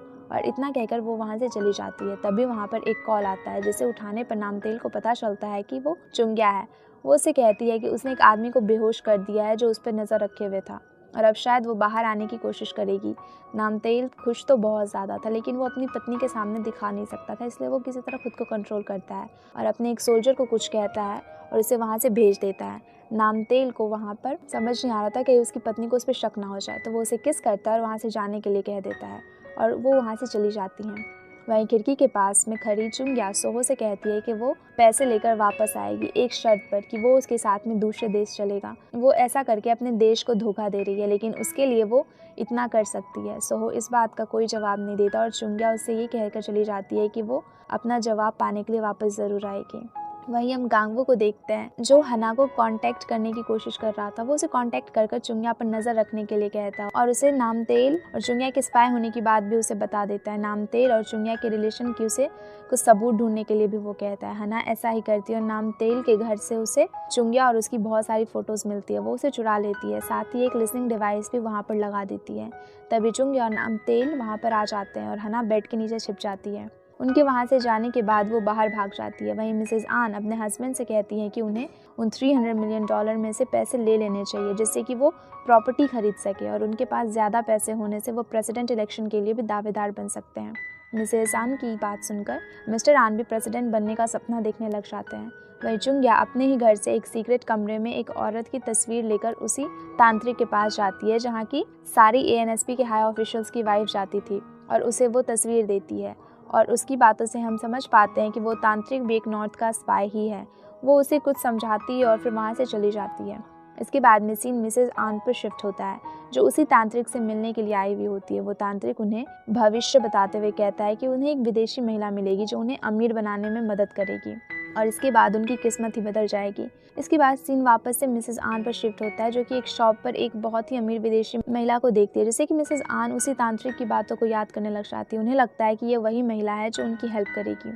मिसेस आन उसकी कंपनी में इन्वेस्ट करने का सोचती है, क्योंकि वो वहाँ पर कुछ इन्वेस्टमेंट के लिए आई हुई होती है और वो तुरंत ही मान जाती है। वहीं पर गांगवू भी हना को कहता है कि उसे चुंग्या पर नजर रखनी होगी, अगर वो कोई भी चालाकी करे तो उसे मार दे, लेकिन अगर ऐसा ना हो तो चुंग्या को हॉस्टल वापस आना ही होगा, क्योंकि सबकी जान उसी से बच सकती है। इसके बाद वो सभी स्पाइस को अरेस्ट कर लेंगे। उसकी ये बातें सोहो भी सुन लेता है और उसे जोर का पंच करता है और उसके बीच में थोड़ी हाथापाई होने लग जाती है। और वहीं दूसरी तरफ से हम विदेशी महिला को देखते हैं, जो कि चुंग्या से मिलती है, जैसे कि हम समझ सकते हैं कि ये सब कुछ उसी का प्लान था। हम सोहो और गांगवू ने एक दूसरे के ऊपर में बंदूक रखा हुआ था, ये देखते हैं। गांगवू कहता है कि इसके अलावा उसके पास में कोई दूसरा ऑप्शन नहीं है। सोहो भी उसे बताता है कि वो चाह कर भी साउथ कोरिया में नहीं रुक सकता, वरना उसकी बहन को मार दिया जाएगा। गांगवू उसकी बात समझते हुए अपनी गन नीचे करता है और फिर उससे कहता है कि अभी वो दोनों आपस में नहीं लड़ सकते। सोहो भी उसे वो मैसेज दिखाता है जिसमें कि नॉर्थ ने उसे आज की रात हॉस्टल के साथ सभी हॉस्टेजेस को बॉम्ब से उड़ाने के लिए कहा है। इसके बाद सीन शिफ्ट होता है चुंग्या पर और उस विदेशी महिला पर, जहाँ की वो हॉस्टल रूम में जा रहे होते हैं, जहाँ वो एक क्लीनर को रूम साफ करके जाते हुए देखते हैं, जिस पर चुंग्या को शक होता है, क्योंकि उसे विदेशी महिला ने अपने रूम उसके चेकआउट करने के बाद ही साफ करने को कहा था। इसलिए चुंग्या उसे रूम को बग डिटेक्टर से चेक करती है, जहां उसे बग डिटेक्टर भी मिल जाता है, लेकिन वो क्लीनर बच के भाग जाती है, जो कोई और नहीं बल्कि हना ही होती है। वहीं सीन हॉस्टल में युंगरो पर शिफ्ट होता है, जो प्रेयर रूम में अपने डैड के लिए प्रे कर रही होती है। वहाँ से वो भी आता है और उससे पूछता है कि क्या उसके मांगने पर भगवान उसकी विश पूरी करेंगे। युंगरो इस बात पर उससे पूछती है कि क्या कुछ ऐसा है जो सोहो भगवान से मांगना चाहेगा, लेकिन वो उसका जवाब नहीं देता। युंगरो उसकी खामोशी से थोड़ी उदास हो जाती है, लेकिन सोहो कहता है कि कितना अच्छा होता ना, मैं भी एक नॉर्मल नॉर्मल लाइफ जीता, जहाँ अपने कैफ़े में गाना गाता। बचपन में वो डैड और अपनी बहन के साथ में गाया हुआ गाना के बारे में बात कर रहा होता है और यही उसकी लाइफ का सबसे अच्छा पल था।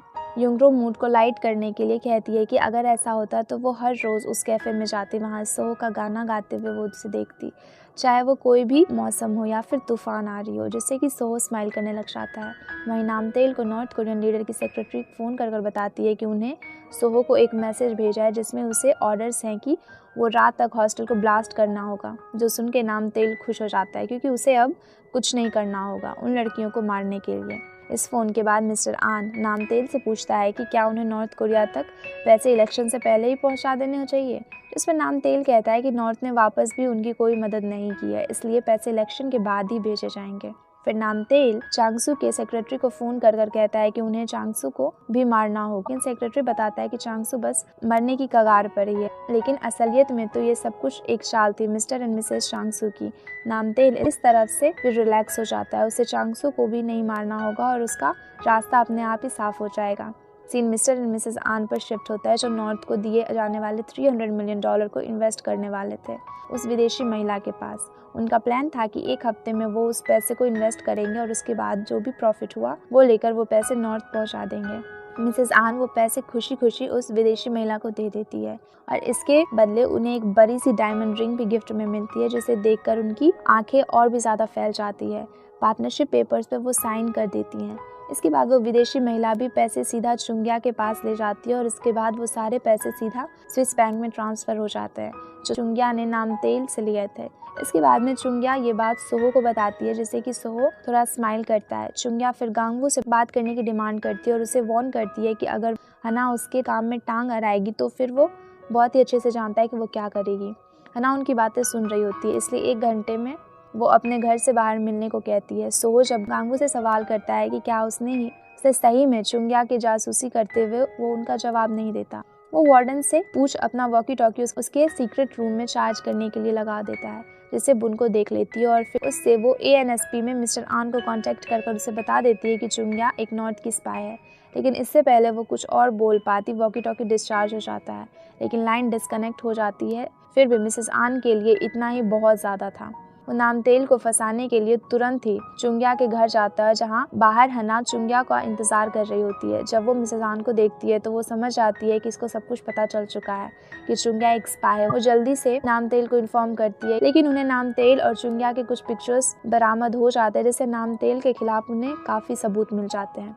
वहीं बुनको से वॉचमैन के बेटे को पता चल जाता है कि युंगरो ANSP डायरेक्टर चांगसू की बेटी है और वो सभी लड़कियों को बता देता है कि सभी लोग युंगरो को बुरा भला कहने लग जाते हैं क्योंकि ANSP ने उनके परिवार के लोगों के साथ बहुत बुरा किया था। युंगरो कुछ भी कह नहीं पाती और सभी उसे वहाँ पर छोड़कर चले जाते हैं। वार्डन और गांगवू दोनों को ही पता होता है कि ये काम बुनको नहीं किया है, लेकिन उसके चेहरे पर जरा सी भी शिकन नहीं होती और वो बेशर्म की तरह वहाँ उनसे ही बदतमीजी कर रही होती है। वो दोनों उसे कुछ नहीं कहते। वार्डन युंगरो से पूछती है कि क्या वो ठीक है, जिस पर वो हाँ में जवाब देती है, लेकिन वहाँ से चली जाने के बाद सोहो को जब पता चलता है तो वो भागते हुए युंगरो का पीछे जाता है और उसे अपने सीने से लगा लेता है, उसे शांत करता है। इसके बाद चुंग्या हना को उसकी असलियत पता चलने का दोषी मानती है और वो इसी बीच दोनों में लड़ाई होने लग जाती है, जिसमें कि चुंग्या हना को बेहोश कर भाग जाती है और सोहो को भी पता चल जाता है कि चुंग्या की सच्चाई पता चल चुकी है।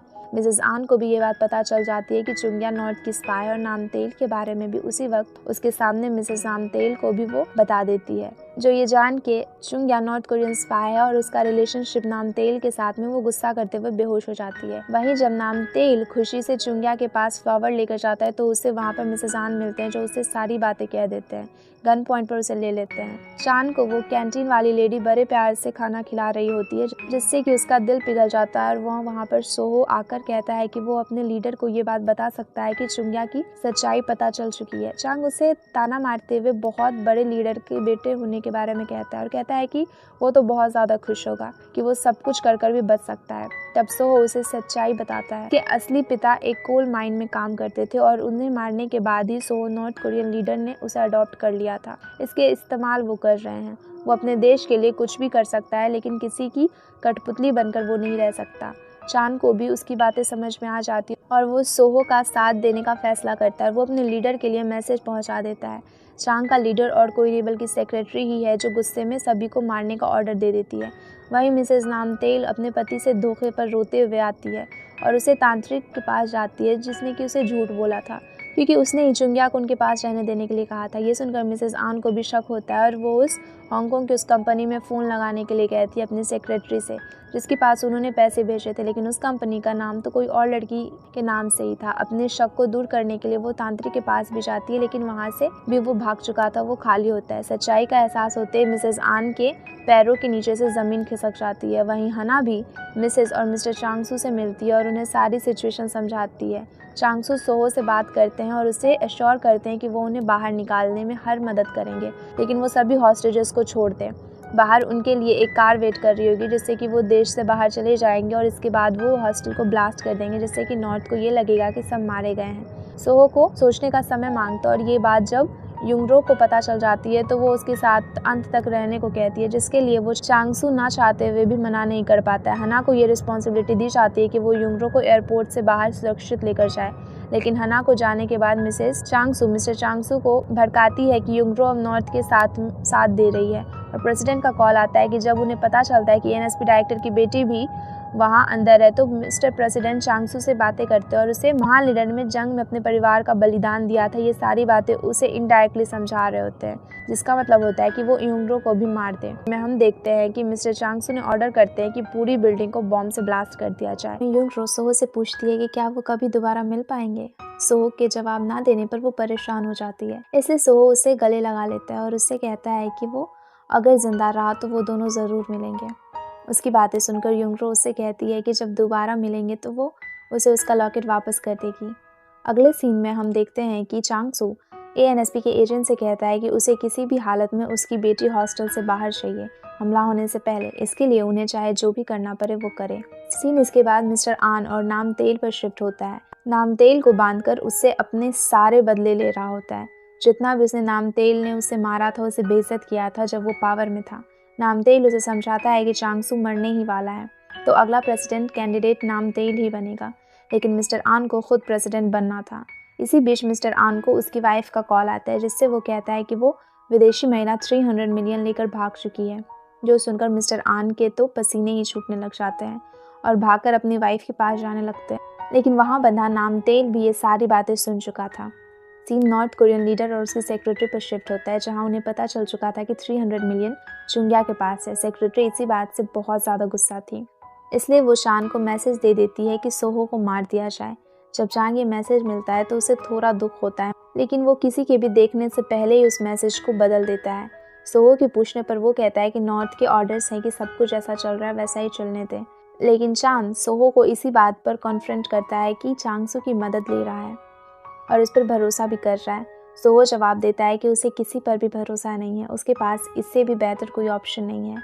वहीं चुंग्या किसी तरह से बचकर उसी हार्डवेयर शॉप में आ जाती है जहाँ की ऑनर भी एक स्पाई होती है, लेकिन चुंग्या के आने से पहले ही उसे ये ऑर्डर मिल चुका था कि उसे चुंग्या को मारना है।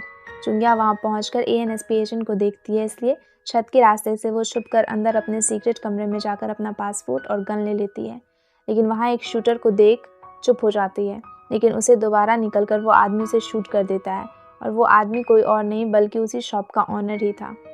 दूसरे सीन में सोहो और गांगमू यही बात कर रहे होते हैं कि उन्हें चांगसू पर भरोसा नहीं करना चाहिए, और सोहो गांगवो से ये बताता है कि अभी भी उसकी बहन सेफ नहीं है। नॉर्थ कोरिया को ज़रा से भी भनक लग गई कि सोहो जिंदा है तो वो उसकी बहन को मार देंगे। गांगवो भी उसकी बात को समझता है। सोहो कहता है कि चुंग्या के आने के बाद वो सबसे पहले हॉस्टेजेस को बाहर निकालेगा, जिनकी ये बात बुन को सुन लेती है और सोचती है कि अगर सारे हॉस्टेजेस बाहर चले गए तो वो सभी को बता देंगे कि नॉर्थ कोरियन स्पाई का साथ दे रही थी। इसलिए बुन को एएनएसपी कैम्प में मिस्टर आन से कांटेक्ट करने की कोशिश करती है, लेकिन मिस्टर आन उसे डांट कर कहते हैं कि अगर उसने दोबारा उन्हें कांटेक्ट किया तो वो सबसे पहले उसे ही मारेंगे। उसे ऐसा करते हुए वार्डन भी देख लेती है और उससे वॉकी टॉकी छीनने लग जाती है। और इसी बीच एक किताब के नीचे गिरने से एक तस्वीर बुनको को मिल जाती है, जिसमें कि उसकी बहन थी वार्डन के साथ में। पहले वो वार्डन उस तस्वीर का सच बताने से मना करती है, लेकिन बुनको के बहुत ज़्यादा जोर देने पर वो बताती है कि उनकी बहन या वार्डन दोनों में से कोई भी नॉर्थ कोरियन स्पाई नहीं था और उनकी बहन को मारने वाला कोई और नहीं बल्कि मिस्टर आन ही है, जिसकी मदद वो इतनी देर से कर रही है। ये सुनते ही बुनको अपनी बहन की तस्वीर हाथ में लेकर रोने लग जाती है। सीन मिस्टर आन पर शिफ्ट होता है, जहाँ की नामतेल उससे कहता है कि नॉर्थ कोरियन स्पाई का साथ देने में वो उसे फंसा देगा और उसके पास 300 मिलियन भी गायब उसी ने किए हैं। नामतेल इतना ज़्यादा डरा देता है मिस्टर आन को कि वो उसके पैरों में ही गिरकर उसे बचाने के लिए कहता है। नामतेल उसे और चुंग्या के खिलाफ सारे सबूत मिटाने को कहता है और भागकर ANSP कैंप पहुंचता है और उसे ऑर्डर करता है कि हॉस्टल को बॉम्ब से उड़ा दिया जाए और इसके लिए वो सभी ANSP एजेंट को हॉस्टल के पास में उन्हें बुला लेता है, लेकिन उनमें से एक एजेंट बेसमेंट के दरवाजे की तरफ जाता है।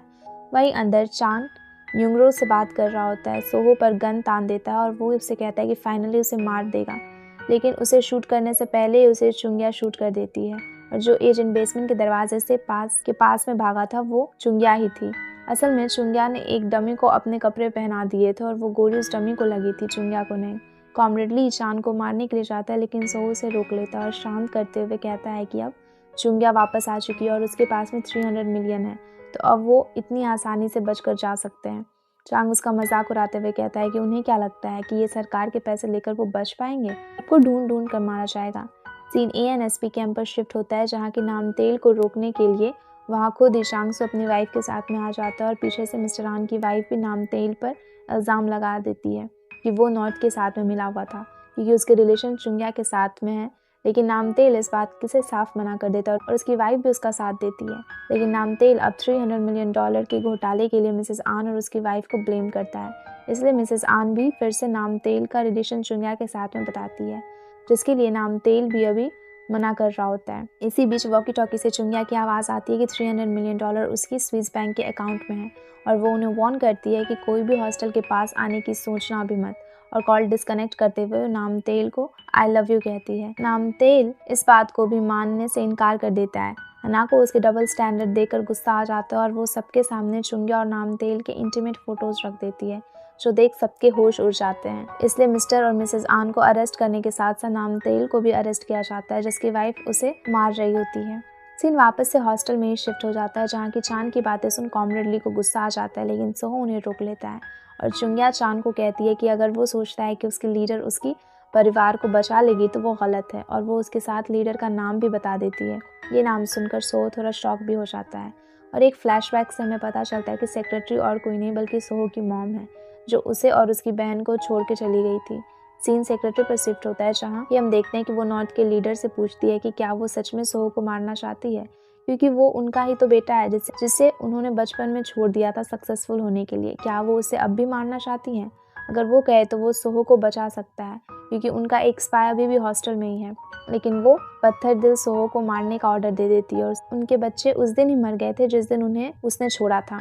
नॉर्थ कोरियन लीडर उसे कहता है कि वो एक बहुत ही खुदगर्ज और हार्टलेस औरत है। सीन वापस से सोहो पर शिफ्ट होता है, जो अपसेट होता है कि चुंग्या उससे पूछने की कोशिश करती है, लेकिन वो उसे कुछ भी नहीं कहता। थोड़ी देर बाद सोहो कहता है कि वो सभी हॉस्टेज को हॉस्टल से सेफली बाहर निकालने के बाद ही जाएगा। चुंग्या भी उसे स्विस बैंक का सर्टिफिकेट देती है और उसे कहती है कि उसका पासवर्ड भी वही रात है जो दोनों ने साथ में बिताई थी, जिनकी ये बातें वॉचमैन भी छिपकर सुन रहा होता है। सीन गांगो पर शिफ्ट होता है। वो बताता है कि हना उस रिपोर्टर गाल के पास पहुंचने ही वाली थी, जिसे चांगसू, नामतेल और मिस्टर आन के पकड़ लिया जाता, क्योंकि उनके पास इलेक्शन स्कीम के सबूत थे। सीन चांगसू पर शिफ्ट होता है, जो अपने आदमियों को ऑर्डर देता है कि हना को भी वहीं बंद कर दिया जाए जहाँ की रिपोर्टर गाल है, और इसके साथ भी वो सोहो से बात करता है, जहाँ वो कहता है कि अब तो उनके पास में सिक्योरिटी के लिए $300 मिलियन है, तो उसे युंगरो को सबके साथ भेजना होगा। सोहो उसके लिए मान जाता है और कहता है कि वैसे ही वो देश से बाहर किसी सेफ जगह पर पहुंच जाएंगे, वैसे उनके अकाउंट में $300 मिलियन ट्रांसफ़र कर दिए जाएंगे। सीन चेंज होता है, जहाँ की हेड स्टूडेंट ऊपर के कमरे में अपनी बुक ढूंढ रही होती है। वहाँ लौटते वक्त उसे वॉकी टॉकी की आवाज़ सुनाई देती है। वो कहती है कि वॉचमैन ही उस पर बात कर रहा था, और यहाँ से साफ हो जाता है कि वॉचमैन ही वो हॉस्टल का स्पाई है। हेड स्टूडेंट भाग के युंगरो के कमरे में जाकर सोने का नाटक कर देती है। वहाँ वॉचमैन भी आता है, युंगरो से पानी मांगता है, और इसी बीच में वो हेड स्टूडेंट को जहर खिलाने की कोशिश करता है, लेकिन ऐसा नहीं हो पाता क्योंकि वहाँ वार्डन आ जाती है और वॉचमैन को जाना पड़ता है। लेकिन वो जाते हुए भी हेड स्टूडेंट को वार्न करता है कि अगर उसने इस बात को किसी को भी बताया तो अच्छा नहीं होगा। वार्डन दोनों को वहाँ से बाकी स्टूडेंट के पास जाने को कहती है। वहीं चुंग्या चांद को चांद के कपड़े बदलने के लिए कहती है और वार्न करती है कि अगर उसने ऐसा नहीं किया तो वो उसे भी वहीं पर छोड़ देगी। इसके जाने के बाद में वहाँ पे कैंटीन वाली आंटी चांद को कहती हैं कि उससे जिंदा रखना ज़रूरी है, इसलिए वो चला जाए, और उनकी बातें सुनकर चांद भी कन्विंस हो जाता है। सीन चेंज होता है और हम देखते हैं कि हना रिपोर्टर को एएनएसपी के लोगों से बचाकर भाग चुकी है।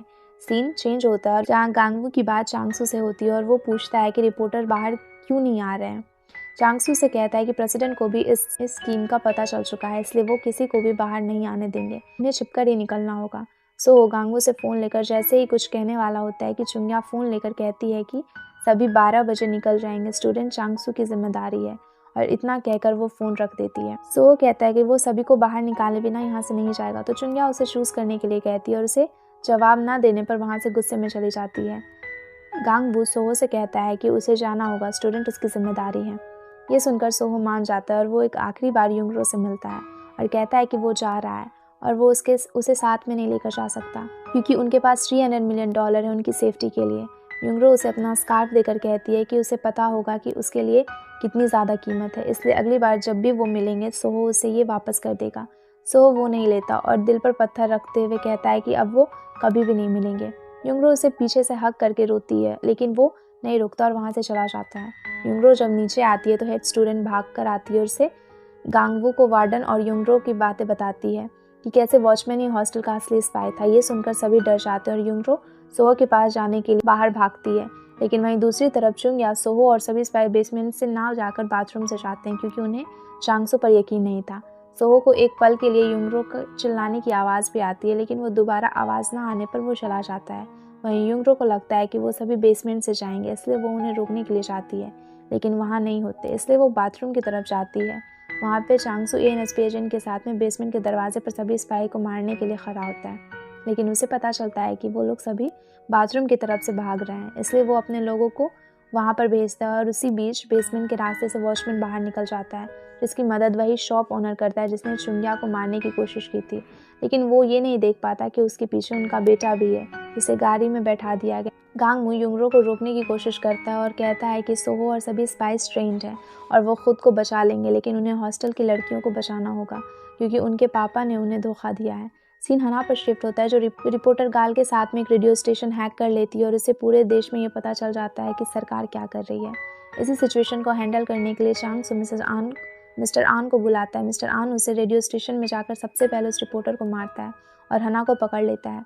वो उसे इसलिए नहीं मार पाता क्योंकि इसके फादर एक बहुत ही बड़े पॉलिटिशियन हैं, वो खुद भी करप्ट हैं। वो आकर हना को एक जोर का थप्पड़ मारता और मिस्टर आन को उसका ध्यान रखने को कहता है।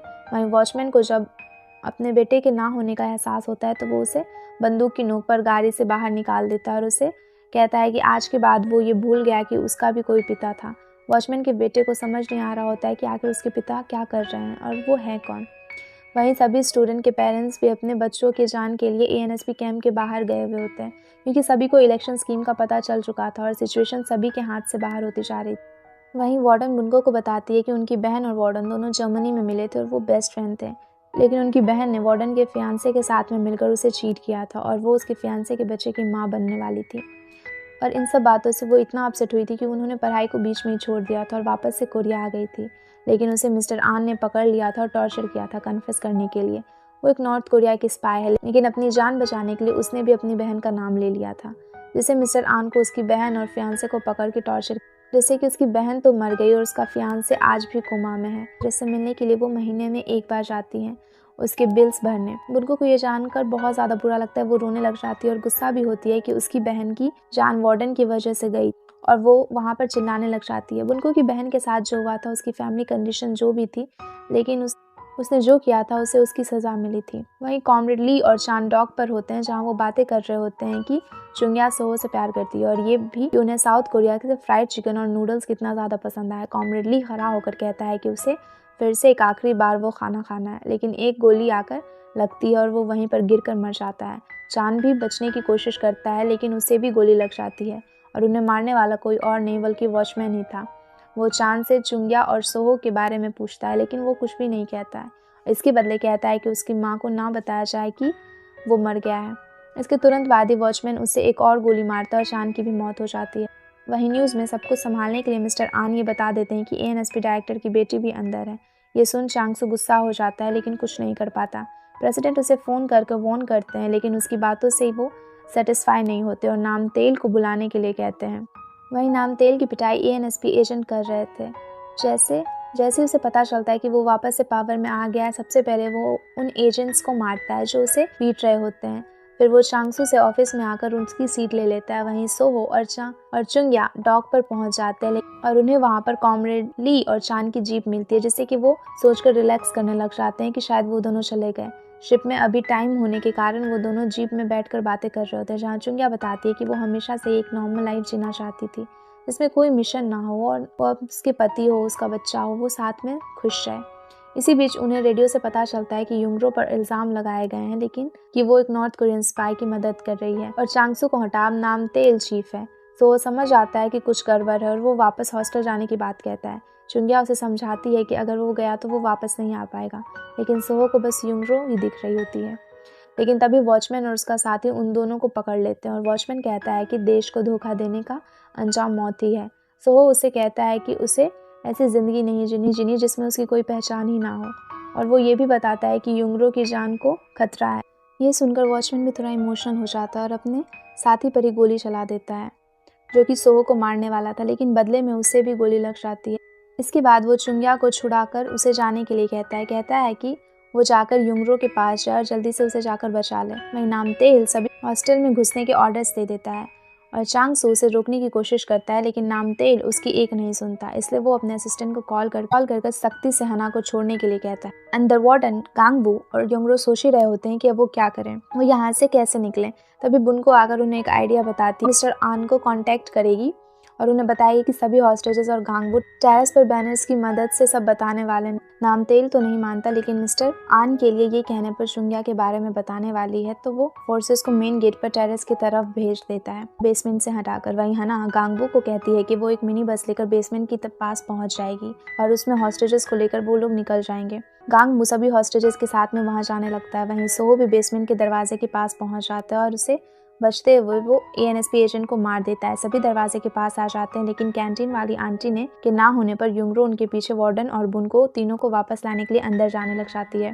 गांगबू जब दरवाजे पर सोहो को देखता है तो वो शॉक हो जाता है, लेकिन उसे पूछने पर वो किसी सवाल का जवाब नहीं देता। सोहो बिना जवाब दिए ही अंदर चला जाता है युंगरो के पास और उसे ढूंढने लग जाता है। वहीं हना के आने पर गांगबू सभी हॉस्टेजेस को उसके साथ में भेज देता है और जाने को कहता है। हना भी नम आंखों के साथ में वहां से चली जाती है। इसके बाद गांगबू अंदर सभी के पास पहुंचता है और इतनी देर में वहां पर ANSP भी पहुंच जाती है और फायरिंग करने लग जाती है। सोहो और गांगबू सभी लेडीज को कवर कर देते हैं और अंदर जाते हैं, लेकिन इसमें कुछ गोलियां सोहो को भी लग चुकी थी। तो वो गांगबू से सभी लेडीज को लेकर बाहर जाने के लिए कहता है और अपनी जीप की चाबी भी दे देता है। गांगबू से कहता है कि वो भी सभी को लेकर आए और सबको कवर कर गांगबू वहां पर सोहो को भी जाने के लिए कहता है। गांगबू सबको सेफली बाहर निकाल सकता है और आगे सबका ध्यान भी वही रख सकता है। सोहो से ये कहता है। ना चाहते हुए भी गांगबू को अब जाना पड़ता है और वो युंगरो को वहां से खींचते हुए ले जाता है, क्योंकि वो जा नहीं रही होती है। लेकिन युंगरो को मौका मिलते वो वापस भागकर सोहो के पास में आ जाती है। तब सोहो को भी कई गोलियां लग चुकी होती है। युंगरो उसके खून को देखकर रोने लग जाती है। उसे शांत करने के लिए सोहो उसे अपने सीने से लगा लेता है। वहीं गांगबू के पास कोई दूसरा रास्ता नहीं बचता है, इसलिए वो युंगरो को छोड़कर बाकी लड़कियों को लेकर बाहर निकल जाता है और वो सभी सेफली वहां से जीप में चले जाते हैं। वहीं युंगरो जमीन पर सोहो को एटिक में लेकर जाती है और सोहो एक लास्ट चांस लेता है युंगरो को बचाने के लिए। वो नामतेल को वॉकी टॉकी से कनेक्ट कर उसे स्विस बैंक का अकाउंट नंबर बता देता है और ये कहकर वो डिस्कनेक्ट कर देता है कि पासवर्ड सिर्फ युंगरो के पास है। तभी ANSP एजेंट उसे खून के निशान को फॉलो करते हुए वहां पर पहुंच जाते हैं और सोहो युंगरो को प्रोटेक्ट करने के लिए खुद आगे हो जाती है। एजेंट उसे कहते हैं कि अगर उसने गन नीचे रख दी तो वो उसे छोड़ देंगे। तो वो एक बार उसे आंख भरकर युंगरो को देखता है और उसके गन नीचे रखते ही एजेंट उसे गोलियों से भून देते हैं। नामतेल भी उन्हें रोकने के लिए पहुंचता है, लेकिन तब तक देर हो चुकी थी। सोहो ने युंगरो को बचाने के लिए टेबल के पीछे में ढकेल दिया होता है। सोहो की ऐसी हालत देखकर युंगरो फूट फूट कर रोने लगती है। सोहो उसे एक कैसेट देते हुए कहता है कि उसे जिंदा रहना होगा, चाहे जो भी हो। इसी बीच नामतेल युंगरो को घसीटते हुए सोहो के पास से लेकर जाता है। सोहो एक आखिरी बार उसे देखता है और अपना दम वहीं पर तोड़ देता है। फिर टाइम कुछ आगे चला जाता है। रूलिंग पार्टी ने इलेक्शन स्कीम के सामने आने की वजह से अब सब कुछ खो दिया था। नई सरकार बन चुकी थी और नामतेल, चांगसू और मिस्टर राम तीनों को जेल हो चुकी थी। उनके परिवार की सारी संपत्ति को भी जब्त कर लिया गया और मिसेस चांगसू मिस्टर चांगसू के सारे पैसे को लेकर अपने बेटे के साथ में भाग गई थी। हॉस्टल में सब कुछ फिर से पहले के जैसा हो गया था। बुनको और वार्डन अब साथ में काम करने लगे थे। युंगरो उसी कैफ़े में जाती है जहाँ पर वो सोहो से पहली बार मिली थी। वहाँ पर बैठकर वो सोहो को दिए गए कैसेट को सुनती है। उसमें कन्फेशन किया हुआ था कि युंगरो से पहली नज़र में उसे भी प्यार हो गया था। ये सुनकर युंगरो भी वहीं पर रोने लग जाती है। इसी के साथ में लास्ट एपिसोड में ये दिखाया जाता है कि सोहो उसी कैफ़े में गाना गा रहा होता है जहाँ वो और युंगरो पहली बार में मिले थे, और युंगरो उसे बड़े ही प्यार से देख रही होती है और ये हकीकत नहीं होता, बस इस सारी चीज़ों को युंगरो वहाँ पर इमेजिन कर रही होती है। और इसी के साथ में ये ड्रामा यहीं पर ख़त्म हो